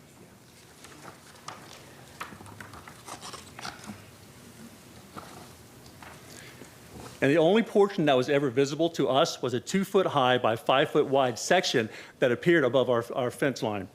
Exhibit 2, it illustrates the portion of the previous water feature wall that was visible to us above our fence line and how the building was dramatically expanded in size and appearance along the property line. This photo illustrates, I'll take it, the section that we could see. So in blue, that's a 2-foot by 5-foot section that we could visibly see before. Everything else is brand new construction, which is seen here in red. Now, and much closer to the property line, stands a 16-foot wide by 14-foot high concrete and masonry building with a pitched roof that towers over the side of our home and is centered directly within our 16-foot breezeway that separates our main home from our detached garage. And I have multiple photos that shows how it appears now. Okay. You have about a little over 1 minute. Okay. And this is how it now appears. Okay. And we'll submit other ones for that. Yes. As well for that. So the HUD's newly constructed building did not have to dramatically expand its previous structure's footprint, size, and encroachment of neighboring homes to be made safe. And this entire situation could have been avoided if the HUGs had sought HOA approval as required before beginning construction. They could have worked with the HOA to construct an allowed, approved, and appropriate building. If they had requested a county permit as required, they could have properly designed and constructed an appropriate building that met local building code requirements. If they had stopped construction when asked to do so by our HOA, they would not have incurred the full construction cost of completion and could have paused to redesign and properly construct a new building. If any one of these things had been done, this situation could have been avoided. And on March 2nd, 2022, while their building was still under construction, the HUGs received their first out of compliance notification from the HOA for not seeking approval for the construction before they began. And on the same day, received a written denial of their home modification request as well as a cease and desist request. Again, on March 15th, 2022, the HUGs received correspondence confirming once again that the HOA had never approved the previous pergola structure and were unaware that it ever existed and to stop construction due to apparent step-back violations. Okay, Mr. Stevens, I need you to just wrap up, please. Thank you. I will see your photographs. I will review them. Okay, thank you very much. We'll Yes, sir. submit this. Thank you. My attorney took too much time.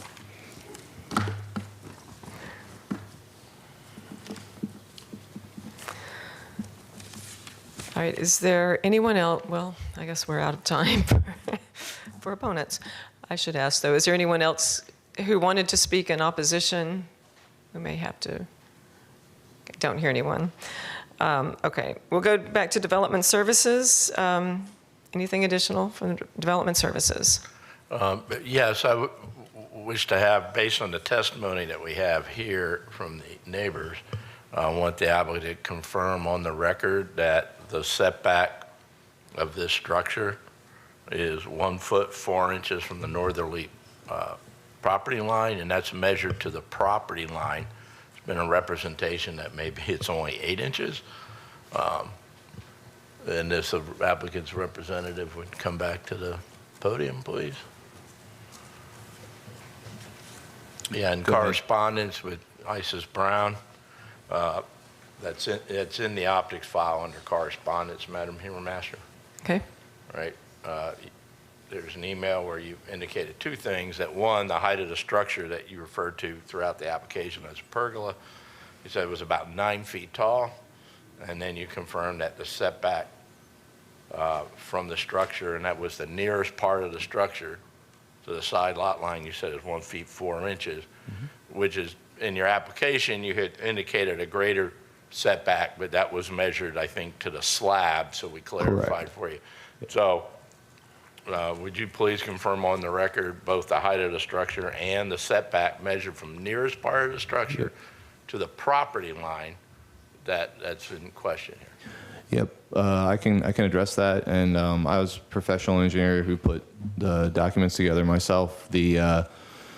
To the property line, we had measured from the wall, not the 6-inch overhang on the soffit area. So ISIS and Planning Department had asked and inquired to verify that 6-inch extension in the overhang. That's how we came back from down to the 1 foot 4 inch information, and that is to the property line, not to the fence.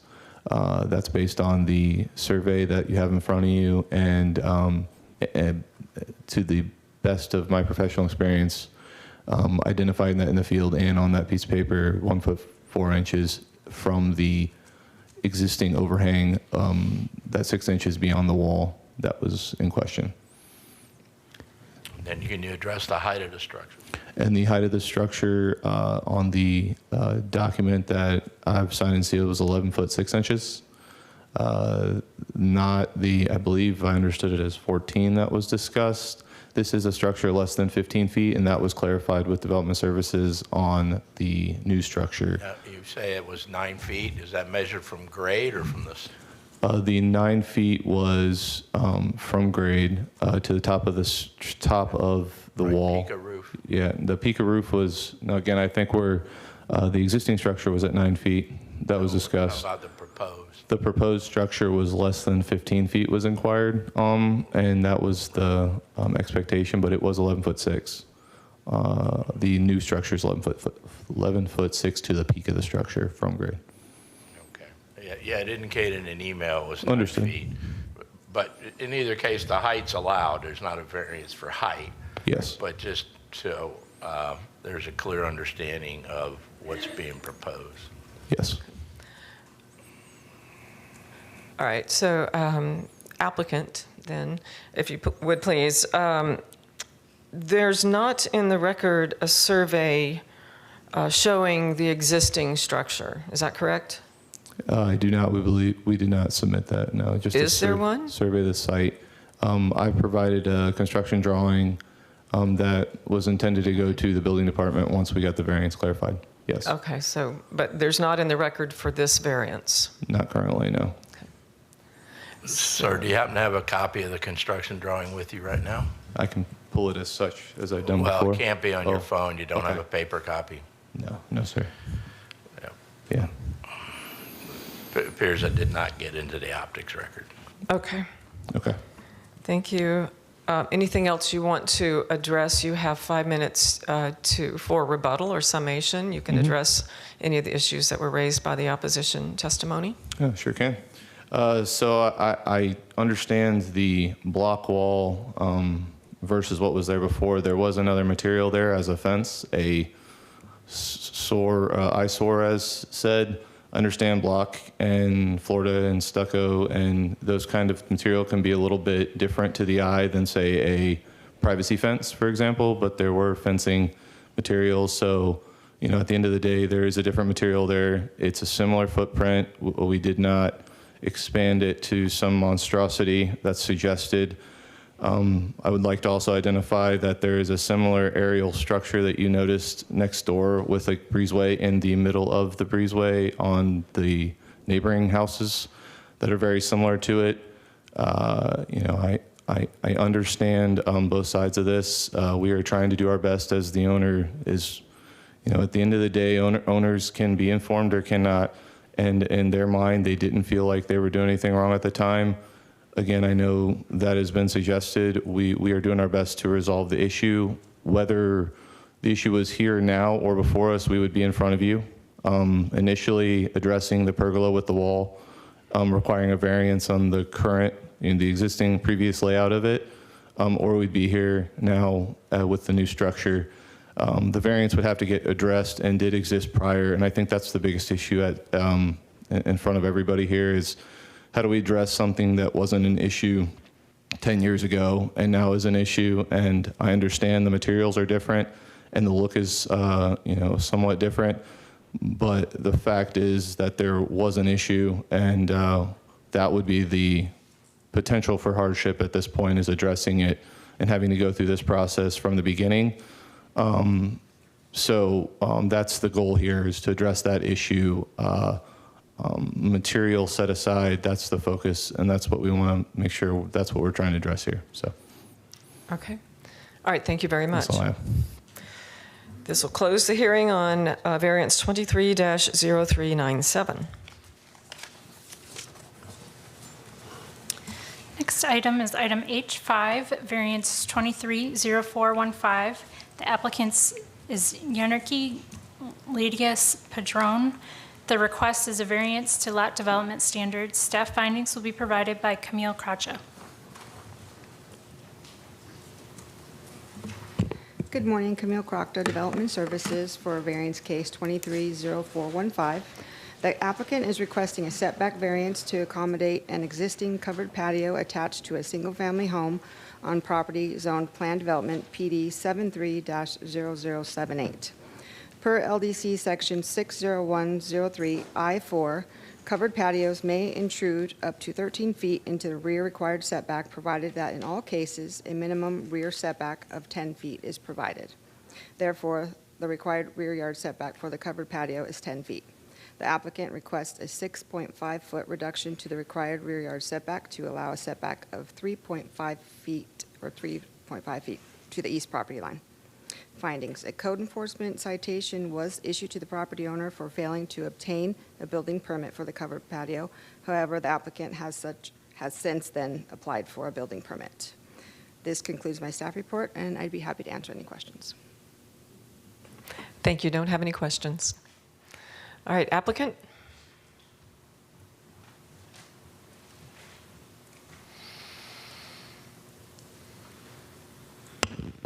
Hi. Good morning. Good morning. Maite Alvarez, and I'm here to represent the owners. Sorry. Thank you. Sure. And would you please put your address on the record? Thank Sure. you. 8401 Lava Place, Tampa, Florida 33615. Okay.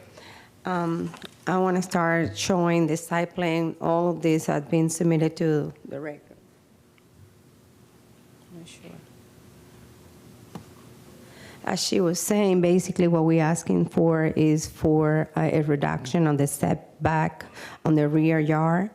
There was an existing porch on the property when they bought the property, and basically what they did, of course without a permit, was do an extension of the existing purchase that was in the house. Even though they encroaching the setback, they're still not touching any of the property lines. As you can see here, The rear yard is very small. This is in a special PD zoning, so pretty much all the houses in the neighborhood have in the same situation, and pretty much they all have the patio on that side as well. Here we showing there is 6 feet from the actual property line. And that was actually the main complaint on the violation. I have also an aerial picture, and it was submitted on the records too. Mm-hmm. Could you tell me, could you state when this covered patio, when was the work done? When was it expanded? It was about, ¿qué tiempo hace que lo hicieron? Okay. A few months, maybe like close to a year, could be. Yeah.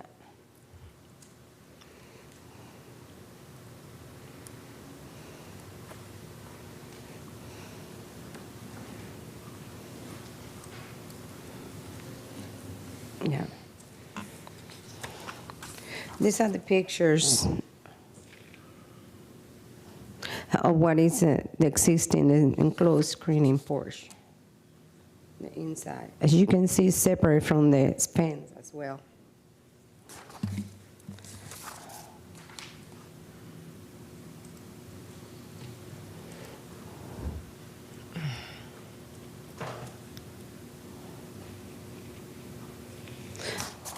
Let me look, I'm looking for the aerial picture.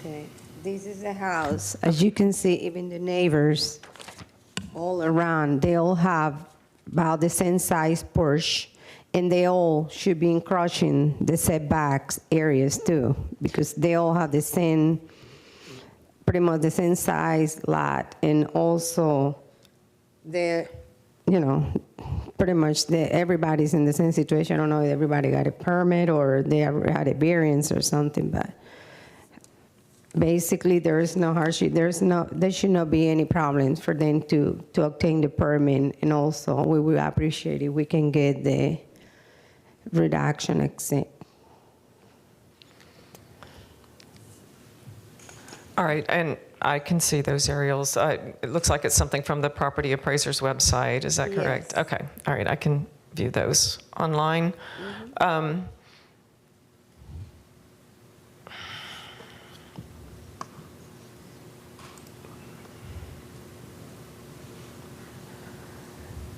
It looks like from the records that this property owner acquired the property in 2022. Is that correct? Yes. Okay. And so she made this improvement after she acquired the property? Yes. Okay. And then, as I understand it, there was already a covered patio there, but it was smaller, and she has extended it. Yes, and we submitted the proper application to the homeowner association, and we got a letter where they say since the improvement was in the rear yard, there was no requirement. So we just need to, basically, there were no requirement, any permissions or anything from them. Everything has to be done through Hillsborough County. Okay. All right, that's all the questions I have for you. Do you have anything else you would like to submit? Or state? No, pretty much that's it. Okay. I mean, if you have photographs, printed photographs you want to submit into the record, you can do that today. Okay, Not thank from you. your Yeah, phone. these are all in the records. Okay. We submitted everything with the whole package. Okay, thank you. Thank you so much. Do I have to sign? All right, is there anyone here or online who wishes to speak in support of this application? All right, don't hear anyone. Is there anyone here or online who wishes to speak in opposition to this application? All right, don't hear anyone. Development Services, anything further? No. All right, thank you. And applicant, did you have anything further? No? Okay, thank you. That will close the hearing then on, this is 230415. Next application is item H6, variance 230436. The applicant is Jose Luis Portela del Sol. The request is a variance to lot development standards and variance to accessory dwelling requirements. Staff findings will be provided by Camille Crota. Good morning again, Camille Crockett, Development Services for case 230436. The applicant is requesting a setback variance to accommodate an existing addition to a single-family home on property zoned RSC 6. Per LDC Section 60101, the required minimum front yard setback in the RSC district is 25 feet. The applicant requests a 6.8-foot reduction to the required front yard setback to allow the front setback of 18.2 feet from the west property line. Findings. The subject addition was built without permits by the previous owner, and they were issued a notice of violation in June of 2021. Per the property appraiser's record, the applicant purchased the property in February 2022 and has since applied for permits for the addition, which the floor plan shows 2 bedrooms, a bathroom, a game room, a wet bar with a refrigerator. In communications with staff, the applicant's representative has stated his client may use the addition in the future as an accessory dwelling.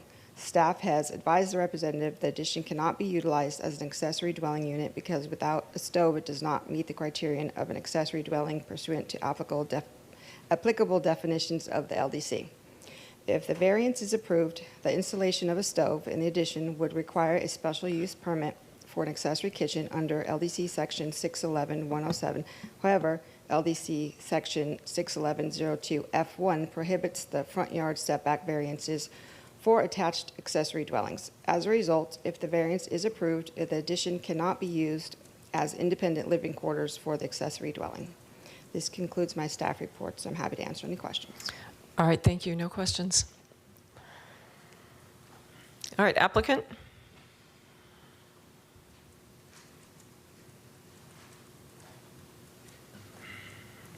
Good morning. My name is Alfredo Santana. Address 7907 Soaring Trail Lane, Tampa, Florida 33615. I'm here representing the homeowner, Jose Luis Portela, in regards to this variance application. Something that I would like to add on to this process is like when the homeowner bought the property, as the Camille was saying that there wasn't an existing structure already enclosed. I mean the front garage.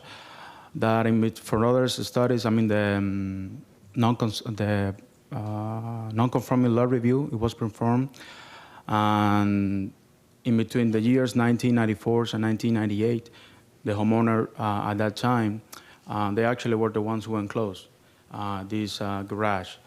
Then I think another homeowner or two passed until the homeowner bought the property, the current one. And since then, there was already a complaint on this property because of some unpermitted work being performed. Since they bought the property, they have been trying to get this under the right regulations and compliance, pretty much. There is a building permit already in process, which was put on hold due to the variance issue, pretty much the zoning setback that there was an encroaching on the front rear setback of 25 feet. Now it's 18 feet too. Then that's pretty much the purpose of these variances, to a variance reduction, a setback reduction from 25 to 18 feet. Here, let me show.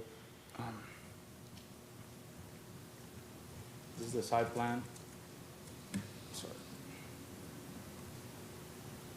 This is the. All right, make sure you're on the microphone. You can pull the microphone over to you if you need to. Yes.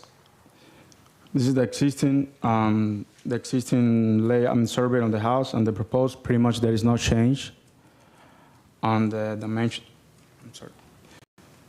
There's no change on the setbacks. This was the previous, the existing right now, and when they bought the property, it was right, I mean, as it is. Oh, sorry. Yes, thank you. Sorry. That's all right. So Okay, yeah. That's pretty much. fine. That's that. Mhm. This is the existing one, and this is the proposed. It's on the west side of the property, pretty much the entry, the front. And, well, it was 18 feet too, and now it's remaining the same. So, what exactly was done? well, yes, within that time in 1994 and 1998, there was an open porch. The homeowner at that time, we don't know, but he enclosed it. And at some point along the way, they built, there is like a 2-bedroom space with a bathroom and what they call a break room. There is no kitchen, there is no stove. So it looks like they've extended the front of the house. Right. And as you said, they enclosed the open patio and made an enclosed garage out of it? Correct. Back then, it was an enclosed garage. They took like 7 feet, approximately 7 feet from the front setback, and they enclosed it back then. We don't know, we don't have certain records of why they did when they enclosed it, but before the previous homeowner, it was converted into two. That's the record that we have. It was converted as a 2-bedroom and 1 bathroom and like a break room area. So this homeowner, when they bought it, there was already a compliance code enforcement violation in place. Was the current owner aware of that? I don't know. I'm not sure. Is he here? Yes. Okay, would you ask him to come forward, please? Thank you. He doesn't speak English, so. Are you able to translate Yes, for I him? am. Thank you.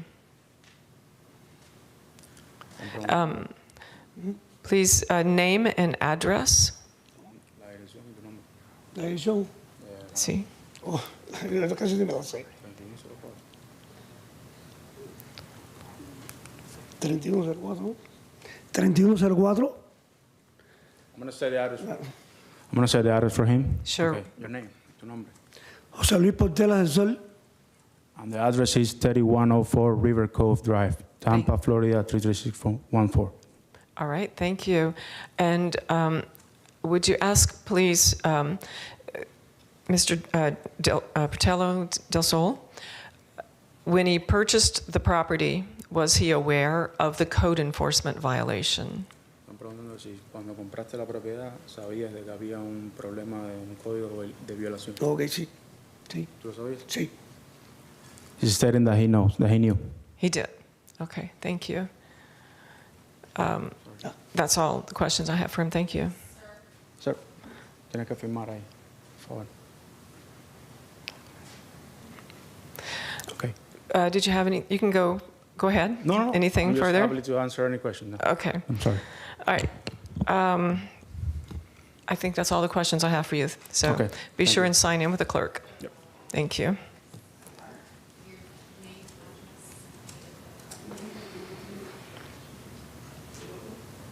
All right, is there anyone here or online who wishes to speak in support of this application? All right, don't hear anyone. Is there anyone here or online who wishes to speak in opposition to this application?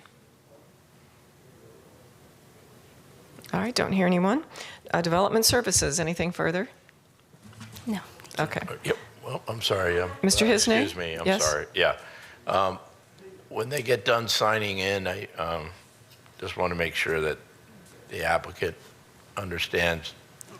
I can answer. I can sign after. Okay. Just to understand the use restrictions on this addition.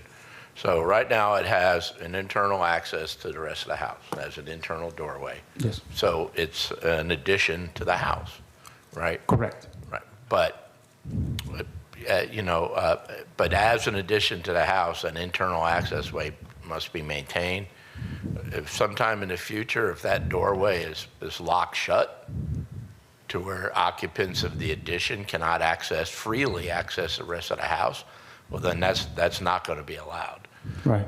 Okay. It has to function as an addition to the rest of the house with free access through the internal doorway, just like any bedroom Any addition bedroom. is. That's what it is right now. Because they're, in your original application, and again in our report, we've made it clear that it can't be used as an accessory dwelling, Correct. right? And that, and it can't even, and if the internal access way is locked off, right, is that, just simply locking the door so that people can't, then you can't even use it for sleeping purposes.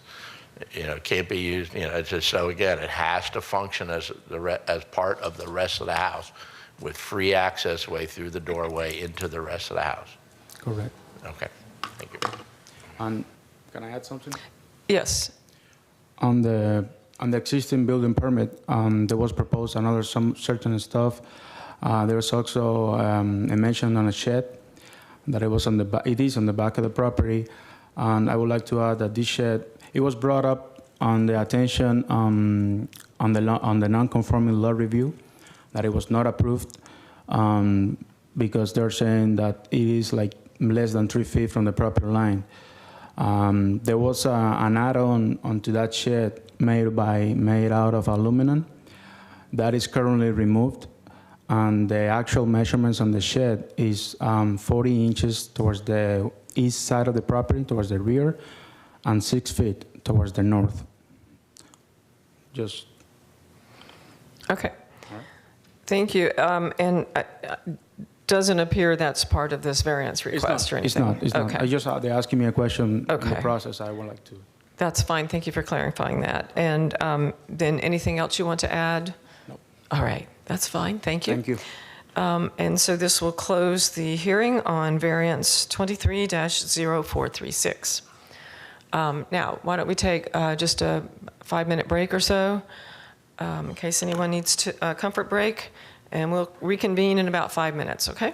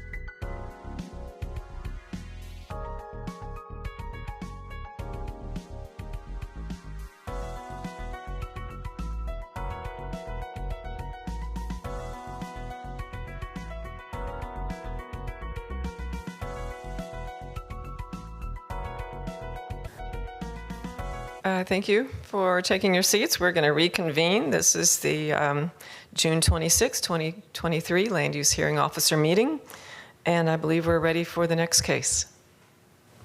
The next item is item H7, variance 230464. Applicant is Karen Gugino and Nelson Gugino. The request is a variance to minimum lot size by available utilities, and I will present the staff findings. The applicant's requesting a variance to accommodate the reconfiguration of 2 adjacent parcels zoned RSC 6. The subject parcels are located at 400 Morgan Street and 205 North Pinewood Avenue. They're located within a wellhead resource protection area, Zone 2, and served by septic tanks. A 0.75 acre reduction to the required upland area for the proposed reconfiguration of the parcel at 400 Morgan Street is requested to allow a 0.25 acre of upland.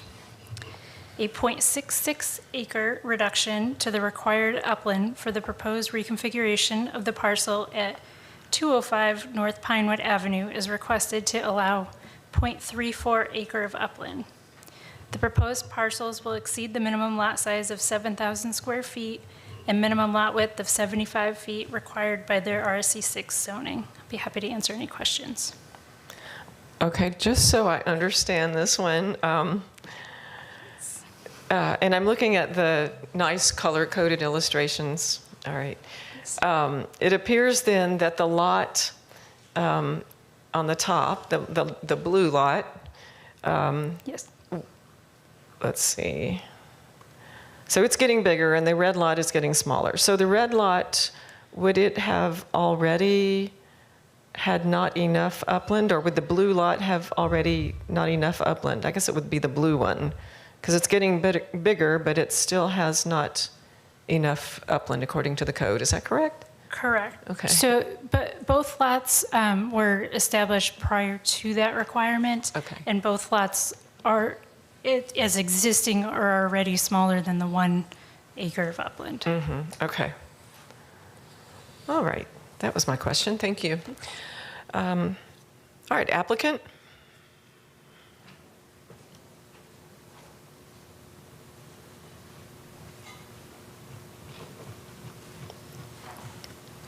Good morning. My name is Nelson Gugino. I live at 205 North Pinewood Avenue in Brandon. Mm-hmm. So, as explained, today I have 2, if I understand correctly, 2 non-conformant, legally non-conformant lots based on the septic tank use. We built the house back in '84, and my in-laws actually owned the other house at 400 East Morgan. So today, my residence is at 205 North Pinewood. I want to increase that lot size and decrease the other lot size as explained. And so I'll still, at the end of the day, I'm not going to add any structure or add anything to the existing homes. I'll still, in the end, I'll still have, if this is approved, 2 legally non-conformant lots. Right. Okay. I understand. You're just moving the property boundary. Yes, ma'am. One thing on your survey, it shows a new tract C, a new tract B, and a new tract A, as if there were 3 lots being created, but that's not accurate, is it? No. No? No. Okay. No. Just the northern lot line is moving down, so the one lot's getting bigger, one lot's getting smaller. Correct. Correct. And I had a question also about the property owner, because one of your deeds shows Maisie Johnson with a life estate. Is Maisie deceased? Yes, those were my in-laws. Okay. So they're now deceased, and my wife, Karen, we never changed the deed, so she's on the deed and not me. Okay, that's okay. Yeah.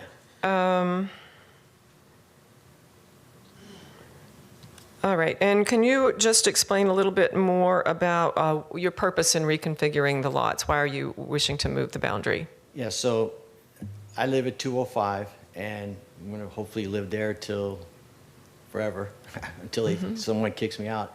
But we have our grandchildren, so that will give me more lot space for my grandchildren to play. My daughter lives right down the street, so we take care of them while she's a teacher. And so that'll give us more size for my grandchildren to play, for entertainment. And then the other house, I'm either going to deed that to my other daughter or end up selling it. I'm going to retire too in September, hopefully. And Okay. so I don't want to deal with the house. Well, I'm just going to give it to my daughter or sell it, one or the other. Okay. All right, that's all the questions I have for you, sir. Okay, thank you. Thank you. Please sign in with the clerk. Okay. Is there anyone here or online who wishes to speak in support of this application? All right. Don't hear anyone. Is there anyone here or online who wishes to speak in opposition to this application? Don't hear anyone. Development Services, anything further?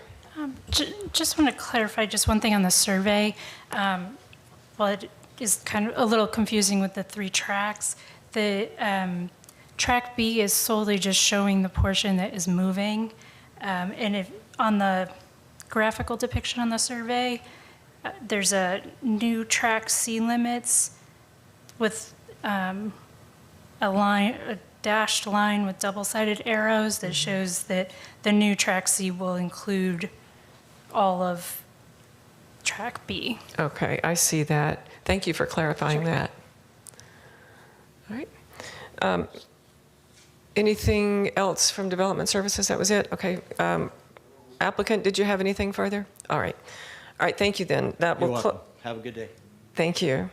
That will close the hearing on variance 23-0464. Okay, I'm going to introduce the remainder of the agenda. We have no appeal request today, which then takes us to section J of the agenda, which are special uses. First item is item J1, special use application 23-0144. The applicant is APC Towers 4, represented by Matanaya Jean. They are requesting a special use permit for a wireless communication facility, which includes variances to buffer and screening requirements and to university community area development requirements. Staff report and recommendation will be presented by Colleen Marshall following the applicant's presentation. Also, Planning Commission staff will make comment on this application. All right, thank you. Good morning, I'm Matanaya John, 935 Main Street, Suite C4, Safety Harbor, Florida 34695. As a point of order before I proceed, I do have an updated PowerPoint presentation. Unfortunately, the one that was sent beforehand had a Scrivener's error in that it had the wrong picture of the tower type on it. I will surrender this at the end. In the meantime, may I plug my USB in and show the PowerPoint? All right, I'll leave that to, can AV Technical handle that? All right, thank you.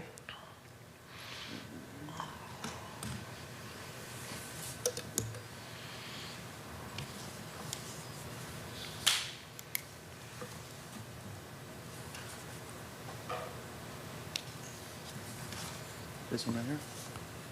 Correct.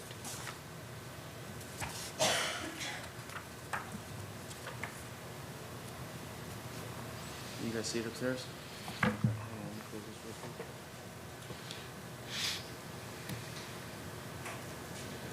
Just scroll back. Perfect, thank you. Thank you, AV staff, for your help, and thank you, Madam Hearing Officer, for your indulgence.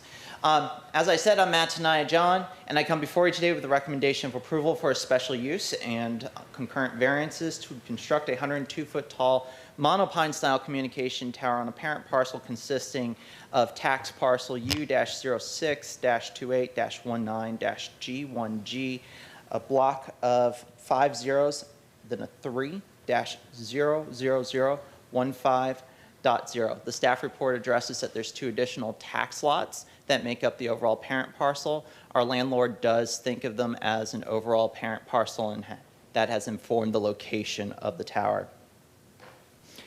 This is I'm just showing you a zoning map showing this is UCA zoned property from the county records. To the west is RMC 20. The blue outline is the parent parcel. The green arrow points to the approximate location of the cell tower, or the monopine. This is a future land use map, again available from the county records, just showing the R20 future land use designation, and iconography is the same. In all maps I show you today up will be north.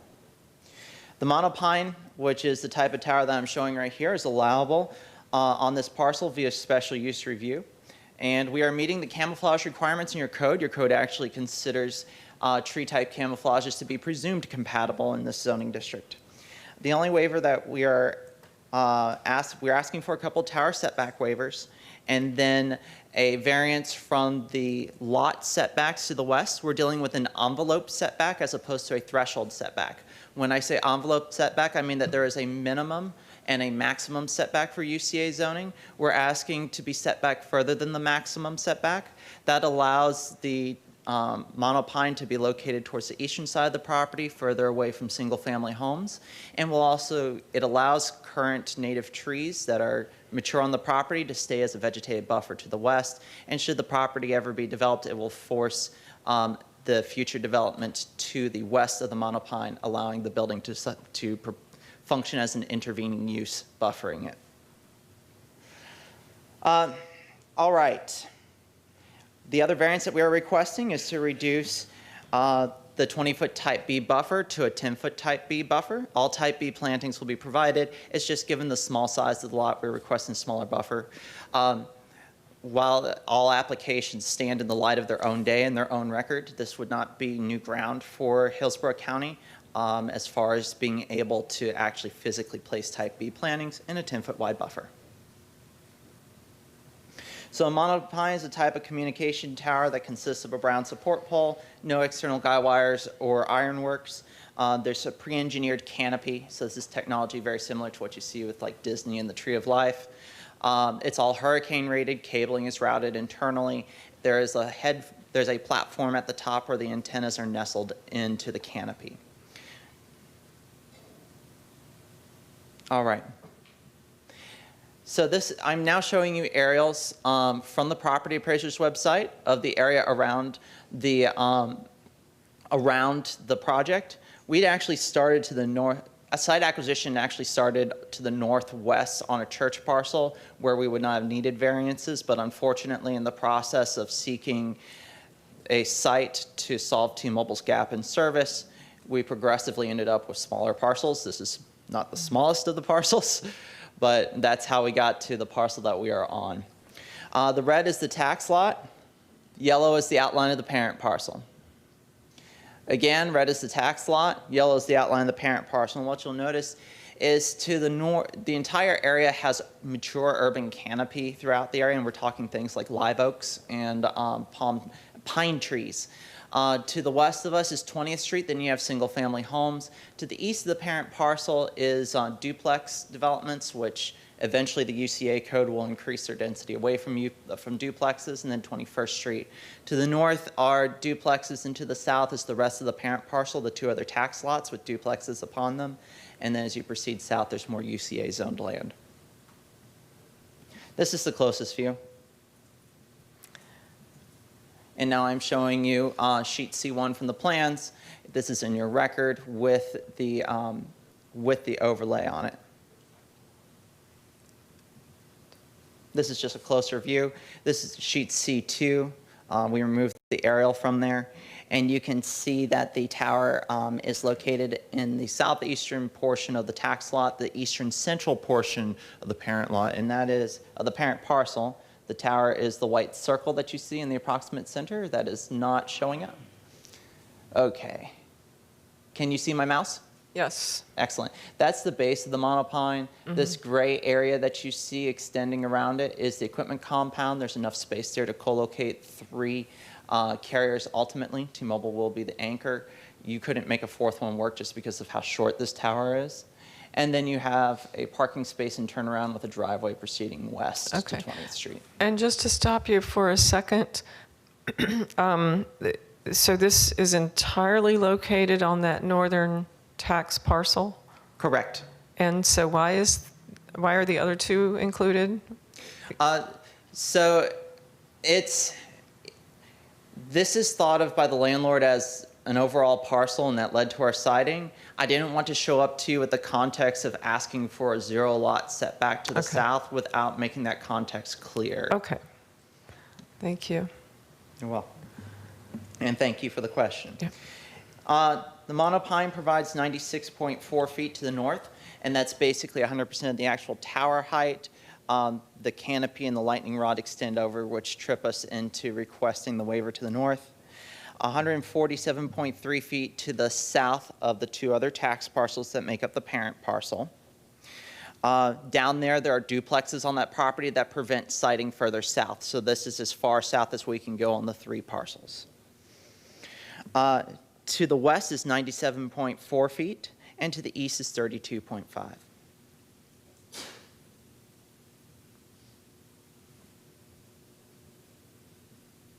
This is an elevation of the monopine, and this just shows that T-Mobile will be located at the top. There'll be two additional carriers.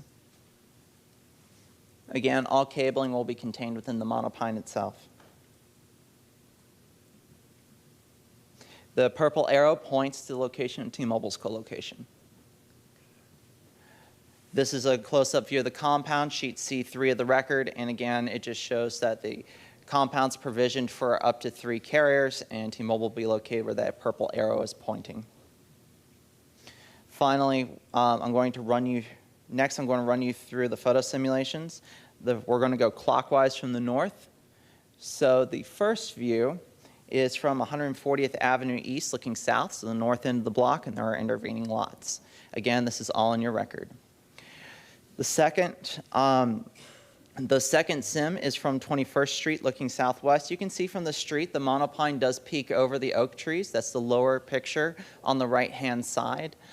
If you were closer to those oak trees, they would function to buffer more. But essentially what this looks is, it's meant to look like a large tree in the tree line or an extension of the tree line. The next location is from 20th Street South and 138th Avenue looking northeast, and you can see that the very top of the monopine is visible. And then the fourth simulation is from 20th Street South, 20th Street and 139th Avenue East looking southeast, and you can see that there's some minimal visibility in between the trees. Running through T-Mobile's RF package, this site is a little different than most cell tower sites in that this is what I call a concurrency site, in that they're trying to stay concurrent with the traffic levels in the area, just as the county tries to stay concurrent with the traffic levels on its roads. You will not see any difference in the coverage maps except for a best server map that's buried in the RF package. What you will see is a change. What you will see is the current charting of traffic on the different sectors serving this area. T-Mobile tried to serve this area with a small cell. It has become overwhelmed, and that's burdening the surrounding towers. So they need a full deployment, and this is about as small as you can get with a full antenna deployment to handle all that traffic. Your RF expert has reviewed this and concurred that this site is necessary. Again, this is all in your record for you to view as you go. When you're drafting your order. This is the current coverage in the area, and you can see these different triangular blue and green markers. Those are existing T-Mobile sites in the area, and you can see that there's one in the middle with a little purple marker on it, unfortunately against a fuchsia background. That's the small cell that's going away. You can see a little magenta triangular marker. That's the proposed monopine. And then this is sector graphing. This doesn't present well in a hearing, but it is all in your record and you can look at it. The takeaways are that the lower dotted red lines are the congestion thresholds. So that's when we reach that's when T-Mobile reaches what it considers to be a failing functional classification that requires this to be addressed. And we have it on all different sorts of bands on the different locations around it. This is a best server map. This just shows which antennas in the network are doing what. This was very helpful to Omnicom. This shows the current layout of the antennas in the area. The yellow area is the particular area that they're trying to shore up capacity. And then this shows without any towers. And then this shows proposed. You can see it's a very small area that's sucking up a dense amount of traffic. These are just the frequencies that T-Mobile's using. And then this is raw coverage. You will not see a difference here. All the red dots correspond to the blue triangles you saw on the previous map, and then the blue dot corresponds to that magenta triangle. Moving on to housekeeping, notice went out, the second notice went out for this special use on April the 20th, 2023. You have an affidavit on file. This had been continued previously, so we've noticed this twice. There's co-location offer letters on file. APC has received both their FAA and HCA approvals for the monopine, and this will be completely dark at night. Again, we're providing the type B plantings if you grant that variance. Your county expert concurs that the monopine is necessary. Despite 2 notices, I have received no calls at my office. I believe staff, as of Friday, has received 1 call to their office just asking for information. And then finally, I'd just like to touch on the safety aspect of the monopine. And I show this typically through our 911 call statistics. So in 2018, over 81.2% of all 911 calls in Hillsborough County came from wireless phones. And that just shows how integral this is to our county infrastructure and how this is a reliable, functioning, concurrent wireless service is a necessity instead of a luxury. I will skip the special use factors, but instead incorporate by reference my analysis that is in the record, as well as your expert staff's analysis of special use factors. APC is agreeable to all of staff's proposed conditions of approval and adopts them into its application in prime herein. With that, that concludes my presentation, and I reserve any remaining time for rebuttal, and I'm available for any questions you may have. Thank you. All right, thank you. No questions for you. Thank you. Yes. I'm going to grab the thumb drive if that's okay. All right.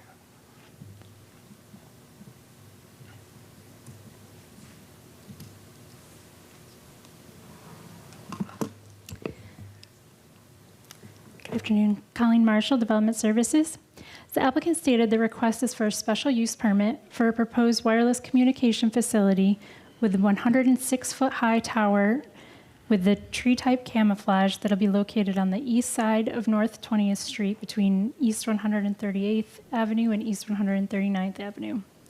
Project site is comprised of 3 parcels with a total area of 0.79 acres and zoned UCA NHO, University Community Area Neighborhood Office, which allows for BPO, Business Professional Office, and RMC 20 residential multifamily conventional uses.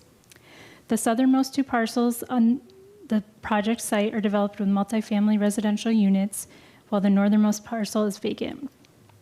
The proposed antenna tower setbacks are 96 feet to the northern boundary of the project site, 146 feet to the southern site boundary, 32 feet to the eastern site boundary, and 96.7 feet to the western site boundary. The applicant's requesting a waiver to the minimum setback requirements found in LDC Section 61129D2A, which require proposed antenna towers to meet a minimum setback of 100% of tower height where adjacent to residentially developed property or residentially zoned property that is developable for residential use. The setbacks are measured from the boundary of the zoning lot, which is defined by the Land Development Code as a lot or combination of lots shown on an application for zoning compliance permit. The zoning lot in this case is comprised of 3 parcels as identified in the special use application. Therefore, compliance with setback requirements is measured to the boundary of the zoning lot, not to the boundary of the individual parcels which comprise the zoning lot. The project site is adjacent to residentially developed properties to the north and east. The applicant proposes a 10-foot reduction to the minimum setback to the northern site boundary to allow a 96-foot setback and a 74-foot reduction to the required minimum setback to the eastern site boundary to allow a 32-foot setback.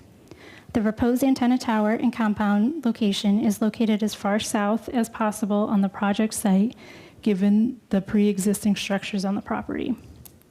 The initial plan submitted for the proposed special use proposed a 21-foot setback to the eastern site boundary abutting multifamily residential development. Staff requested the proposed tower to be shifted west to provide additional setback and buffer area from the multifamily residential to the greatest extent possible, while maintaining adequate distance from the existing single-family residential development to the west of the project site. Mature trees exist on the western and northern portions of the site that restrict movement of the proposed antenna tower to the western portion of the site. However, the applicant was able to shift the proposed antenna tower west to a 32-foot setback to the eastern property boundary to allow a larger setback adjacent to the multifamily residential to the east.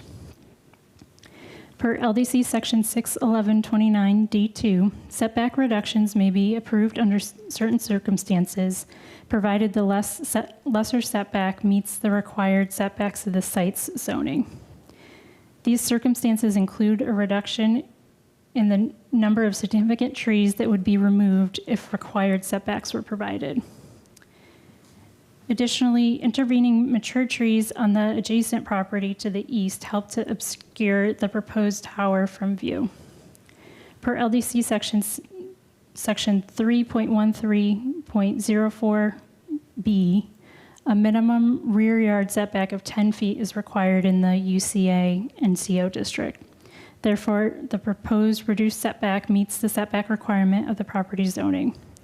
Staff recognizes that the western part of the site may be developed with a second use sometime in the future that will remove some of the trees, but finds that the new buildings, which are permitted a maximum height of 50 feet, will serve to visually screen a portion of the tower in lieu of the trees. The project site and properties to the east, north, and south were platted in 1954 with relatively small lots that constrain the ability to provide setbacks of 100% tower height as compared to larger lots within more suburban and rural areas of the county. The required tower camouflaging with treetop camouflage, as well as the Type B screening provided between the tower compound and northern and eastern property boundaries, promote compatibility with the abutting residential development. Staff does not object to the proposed waiver to the minimum 100% tower height setback. The applicant's requesting a maximum front yard setback for non-residential use within the university community area. Per Section 3.13.04B, the front yard setbacks along all street frontages are required to be a minimum of 10 feet and maximum of 20 feet. The applicant requests a 76.7-foot increase to the required maximum setback to allow a 96.7-foot front yard setback for the proposed tower. The hearing officer will be required to make a separate decision on the setback variance in conjunction with the special use. The applicant's also requesting a variance to the buffer and screening requirements found in Section 60606 of the Land Development Code. The applicant requests to reduce the required 20-foot wide buffer with Type B screening to a 10-foot wide buffer with Type B screening along the north and east sides of the tower compound. The hearing officer will also be required to make a separate decision on the buffer and screening variance in conjunction with the special use application.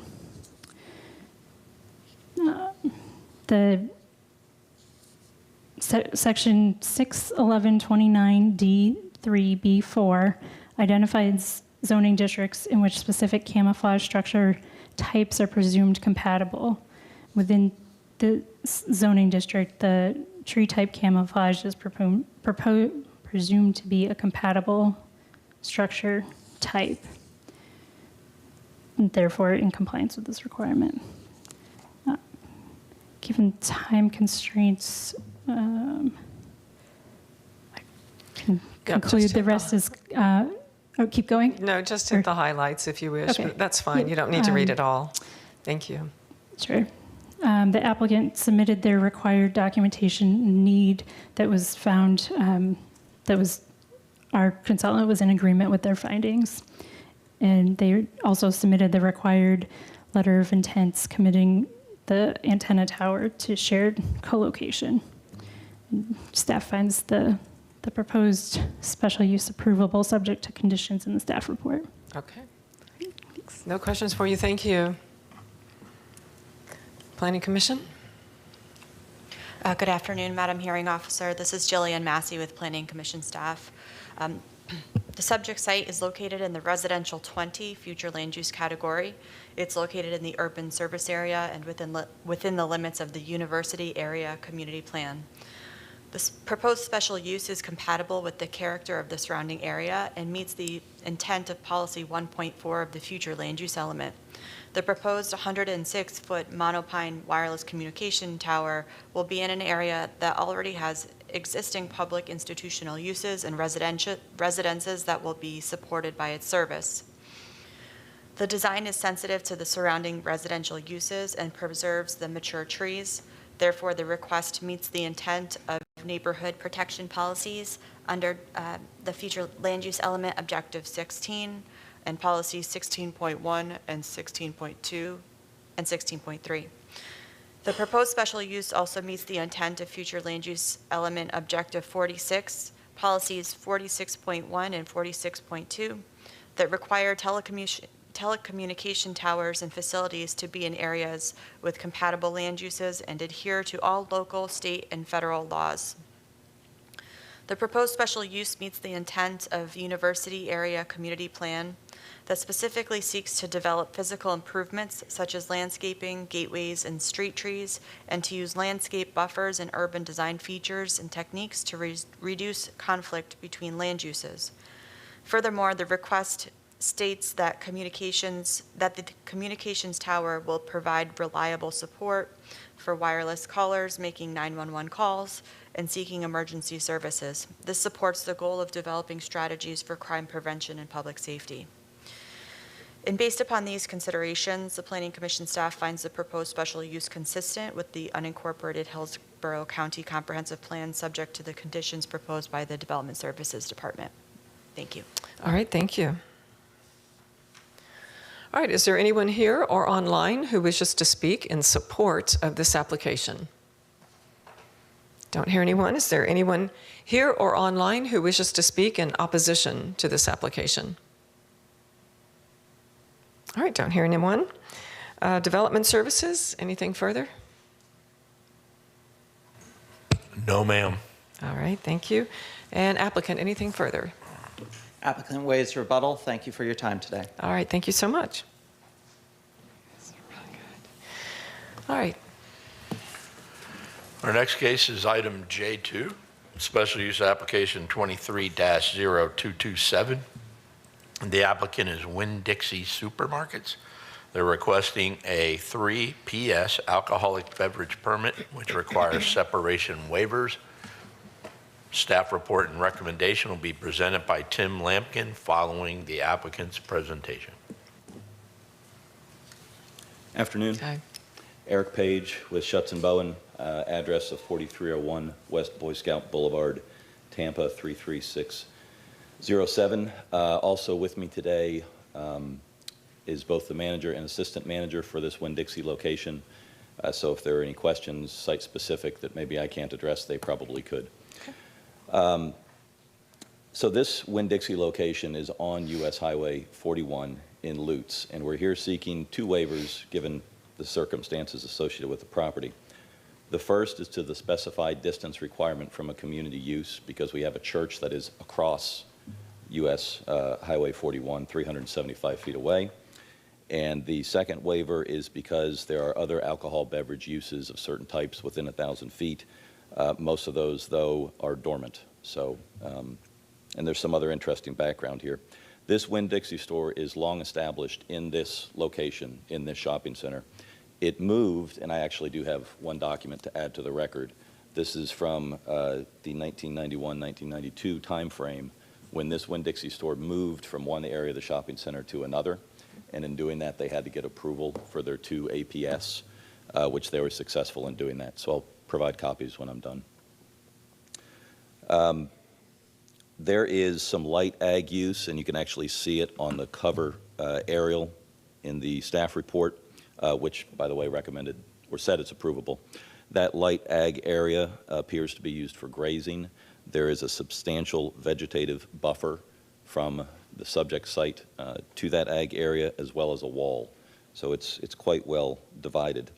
Otherwise, the shopping center is predominantly surrounded by general commercial uses, restaurants and fast food establishments, banks, gas stations, convenience stores, TECO substation, and professional offices. So this is a location, and we think also based on the historic alcohol beverage permits in this location, this is a location that the code intends to be used for this sort of use, for these alcohol beverage permits. So the kind of unique thing, and it's identified on the, again, the aerial from the staff report about this request, is that the request for the 3 PS is for a portion of the Winn-Dixie store that is currently included in the 2 APS. So it's not creating a new site, but when you go to the 3 PS, you've got to have, by state law, a separate entrance and exit, and you've got to have a dividing wall between the 3 PS use and the 2 APS use. So my client is looking at taking its existing footprint, which is about 45,000 square, or excuse me, is about 5,000 square feet.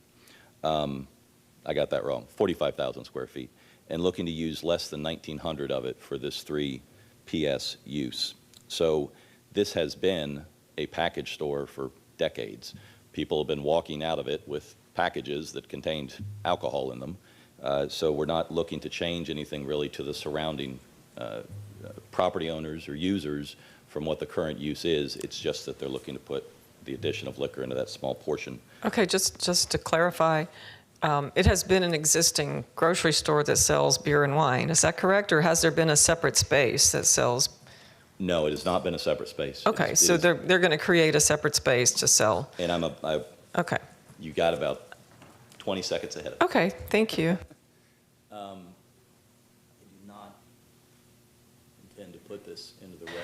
You can bring that microphone over so we make sure and get all your... I don't intend to put this in the record because it gives the layout of my client's store, and they don't want that in public record, but I did want to use it just to demonstrate what we're looking at.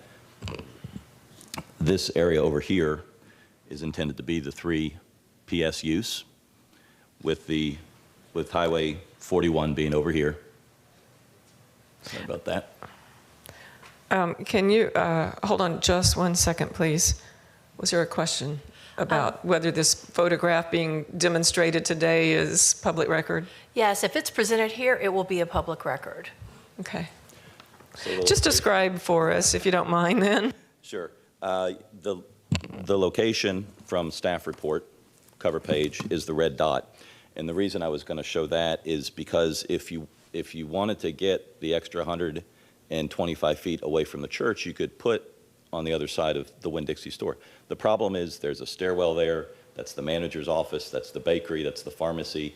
And where we're intending to put it is where the produce is. Okay. So the produce is getting moved, whatever, 60 Right. feet over.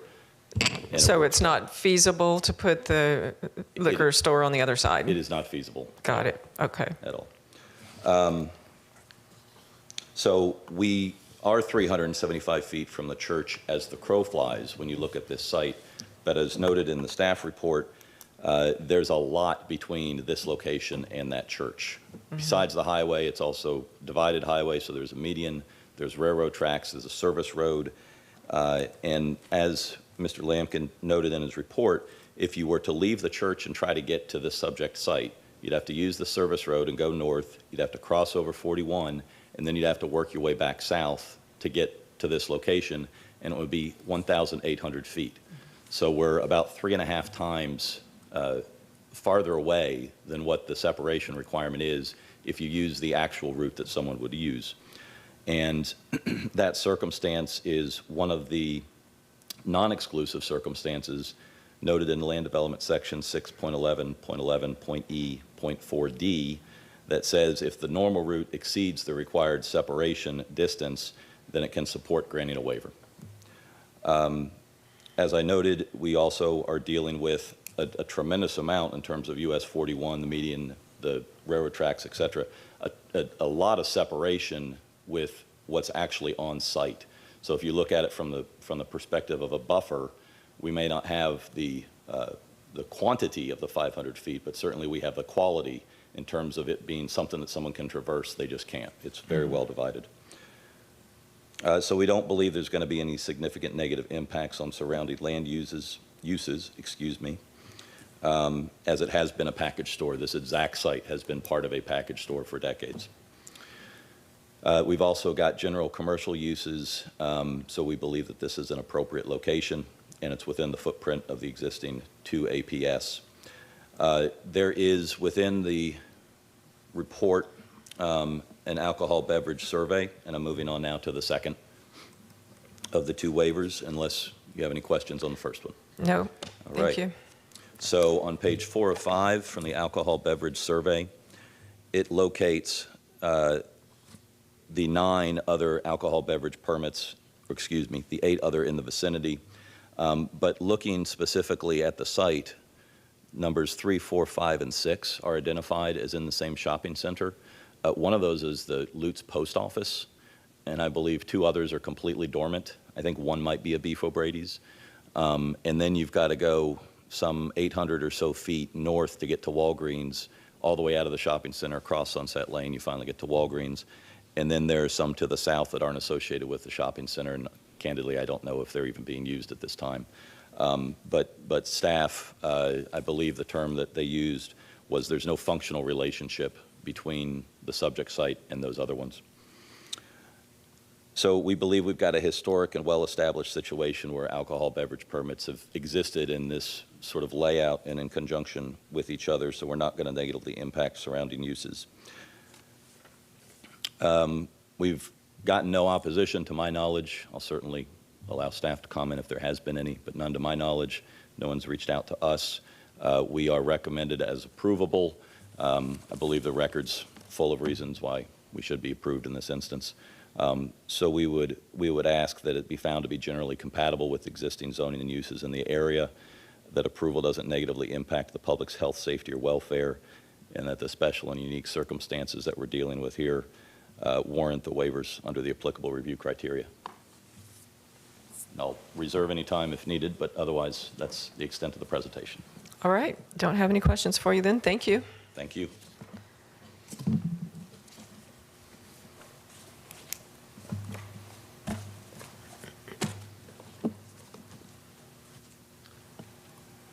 Good afternoon. Tim Lampkin, Hillsborough County Development Services. Pursuant to Land Development Code Section 6.11.11, this request, as the applicant stated, is for a distance separation waiver for a 3PS alcohol beverage development permit to allow the sale of beer, wine, and liquor in sealed containers only for consumption off the permitted premises. The wet zoning is sought to be proposed for a Winn-Dixie liquor store located at 18403 U.S. Highway 41 in Lutz. The wet zone area will comprise a total footprint of 1,875 square feet of the indoor area as shown on the wet zone survey stamped June 9th, 2023. As the applicant just stated, I don't want to repeat, but the liquor store will occupy a portion of the existing Winn-Dixie grocery store that will be renovated to provide a separate entrance for the liquor store as required by state law. The grocery store has a 2 APS that covers the entire store. And approval of the proposed 3PS wet zoning will rescind that portion of the 2 APS rezoning.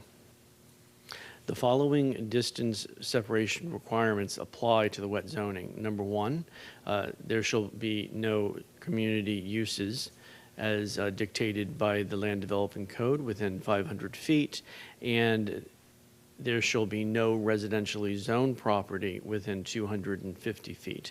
The applicant does not comply with the first criteria.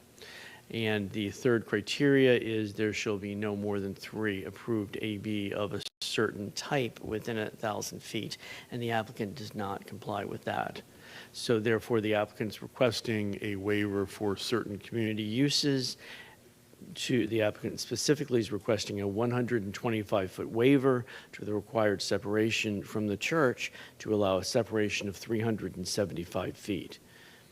And the second waiver is for the number of existing wet zonings, and the applicant requested a waiver to the maximum number of existing wet zonings of certain types within 1,000 feet. Pursuant to section 6.11.11.e.3, providing for the approval of separation waivers where there are special or unique circumstances, staff finds the following. Bethel Chin Church is separated from the proposed wet zoning by U.S. Highway 41 North, which is a 6-lane divided highway, and thus there is no functional relationship between the two uses. The divided highway also concurrently results in a normal route of travel between the proposed wet zoning and the church that, as the applicant stated, is approximately 1,800 feet. Regarding the community use, staff has received no objections from Bethel Chin Church or other noticed parties. There are 4 existing wet zonings of specified types in the same shopping center as the proposed subject alcoholic beverage permit. However, most are not currently being utilized. Staff recognizes that the wet zonings run with the land and could be utilized by future tenants of the shopping center, but finds it unlikely.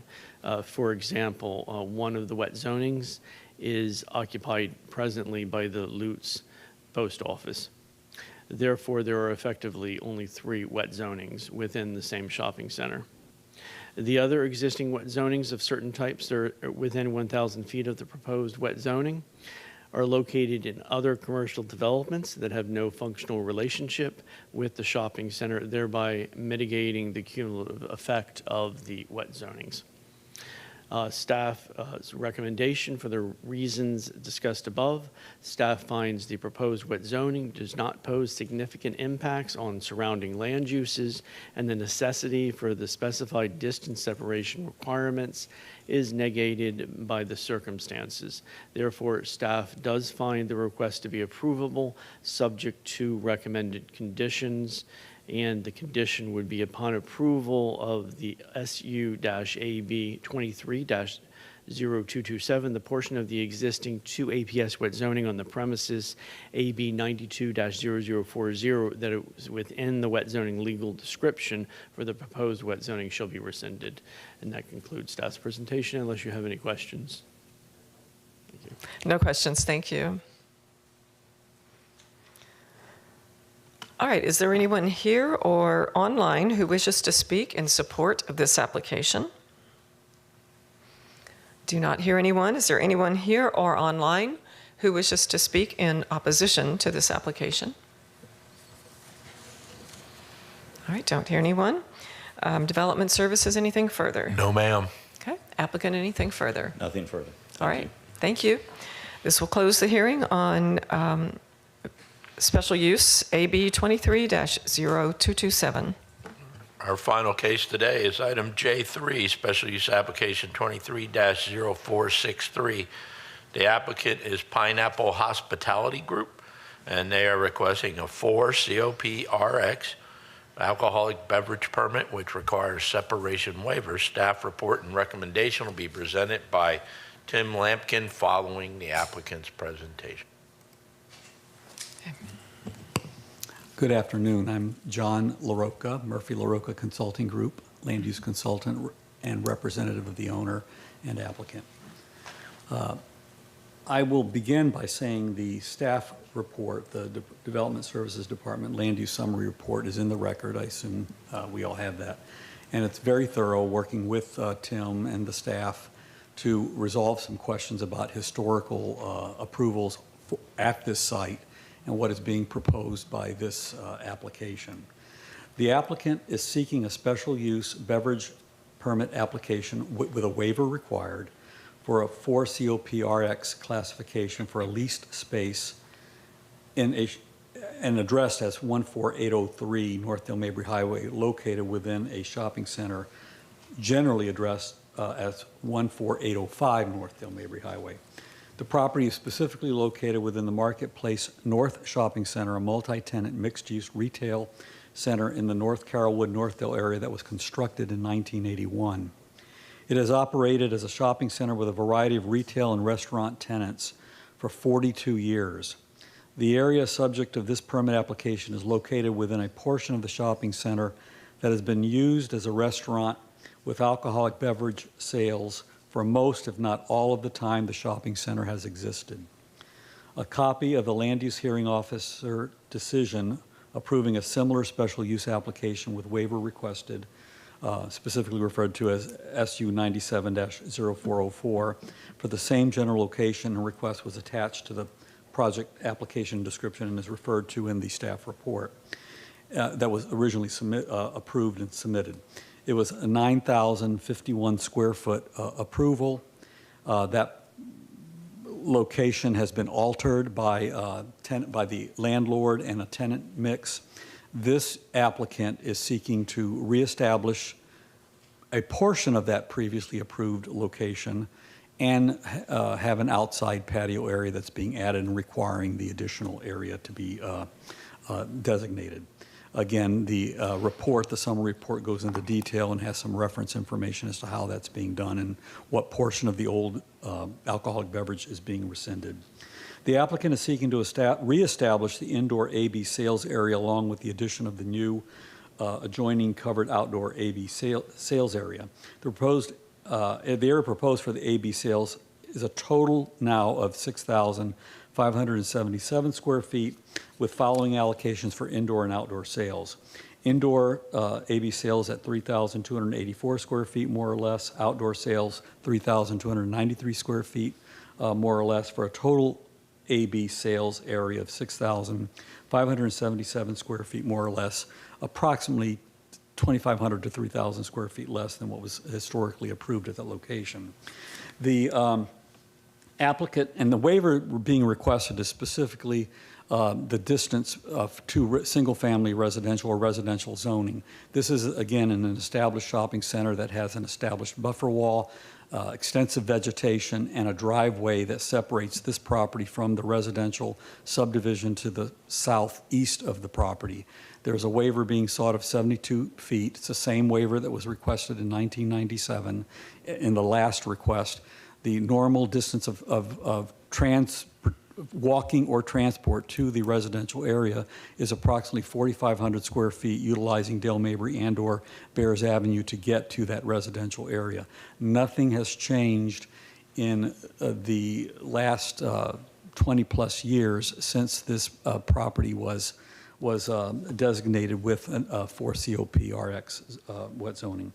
The applicant commits that the premises to be permitted will have a patron seating capacity of at least 100 seats and a gross floor capacity, floor area and covered patio area of at least 2,500 square feet, as indicated in the AB sales service area, that survey area that's in the application. The applicant is also aware of the entirety of the 4 COP RX classification requirements and commits to compliance with the requirements. The applicant also, and you'll see in the recommended conditions by staff, that the application has agreed to establish some additional limitations on the sale and consumption of alcoholic beverages at that location to 12 a.m. midnight, Monday through Saturday, and 11 p.m. on Sunday, whereas the code would permit alcoholic beverage sales without condition to 3 a.m. in the morning. There is no intention to have live music. This is a restaurant that will have beer, wine, and liquor consumption only on premises associated with the restaurant. I refer to the staff report. It's very thorough, working with staff. We, the applicant, agrees with that, and I'm here to answer any questions that may come up as a result of this hearing. Thank you. All right, thank you. No questions? Be sure and sign in. Good afternoon. Tim Lampkin, Development Services. This request is a request for a distance separation for 4 COP RX to allow the sale of beer, wine, and liquor for consumption on the permitted premises only in connection with the restaurant. And there are additional regulations that are in the staff report regarding at least 100 seats and size requirements and 51% of the restaurant's biannual sales that the applicant has stated they will comply with.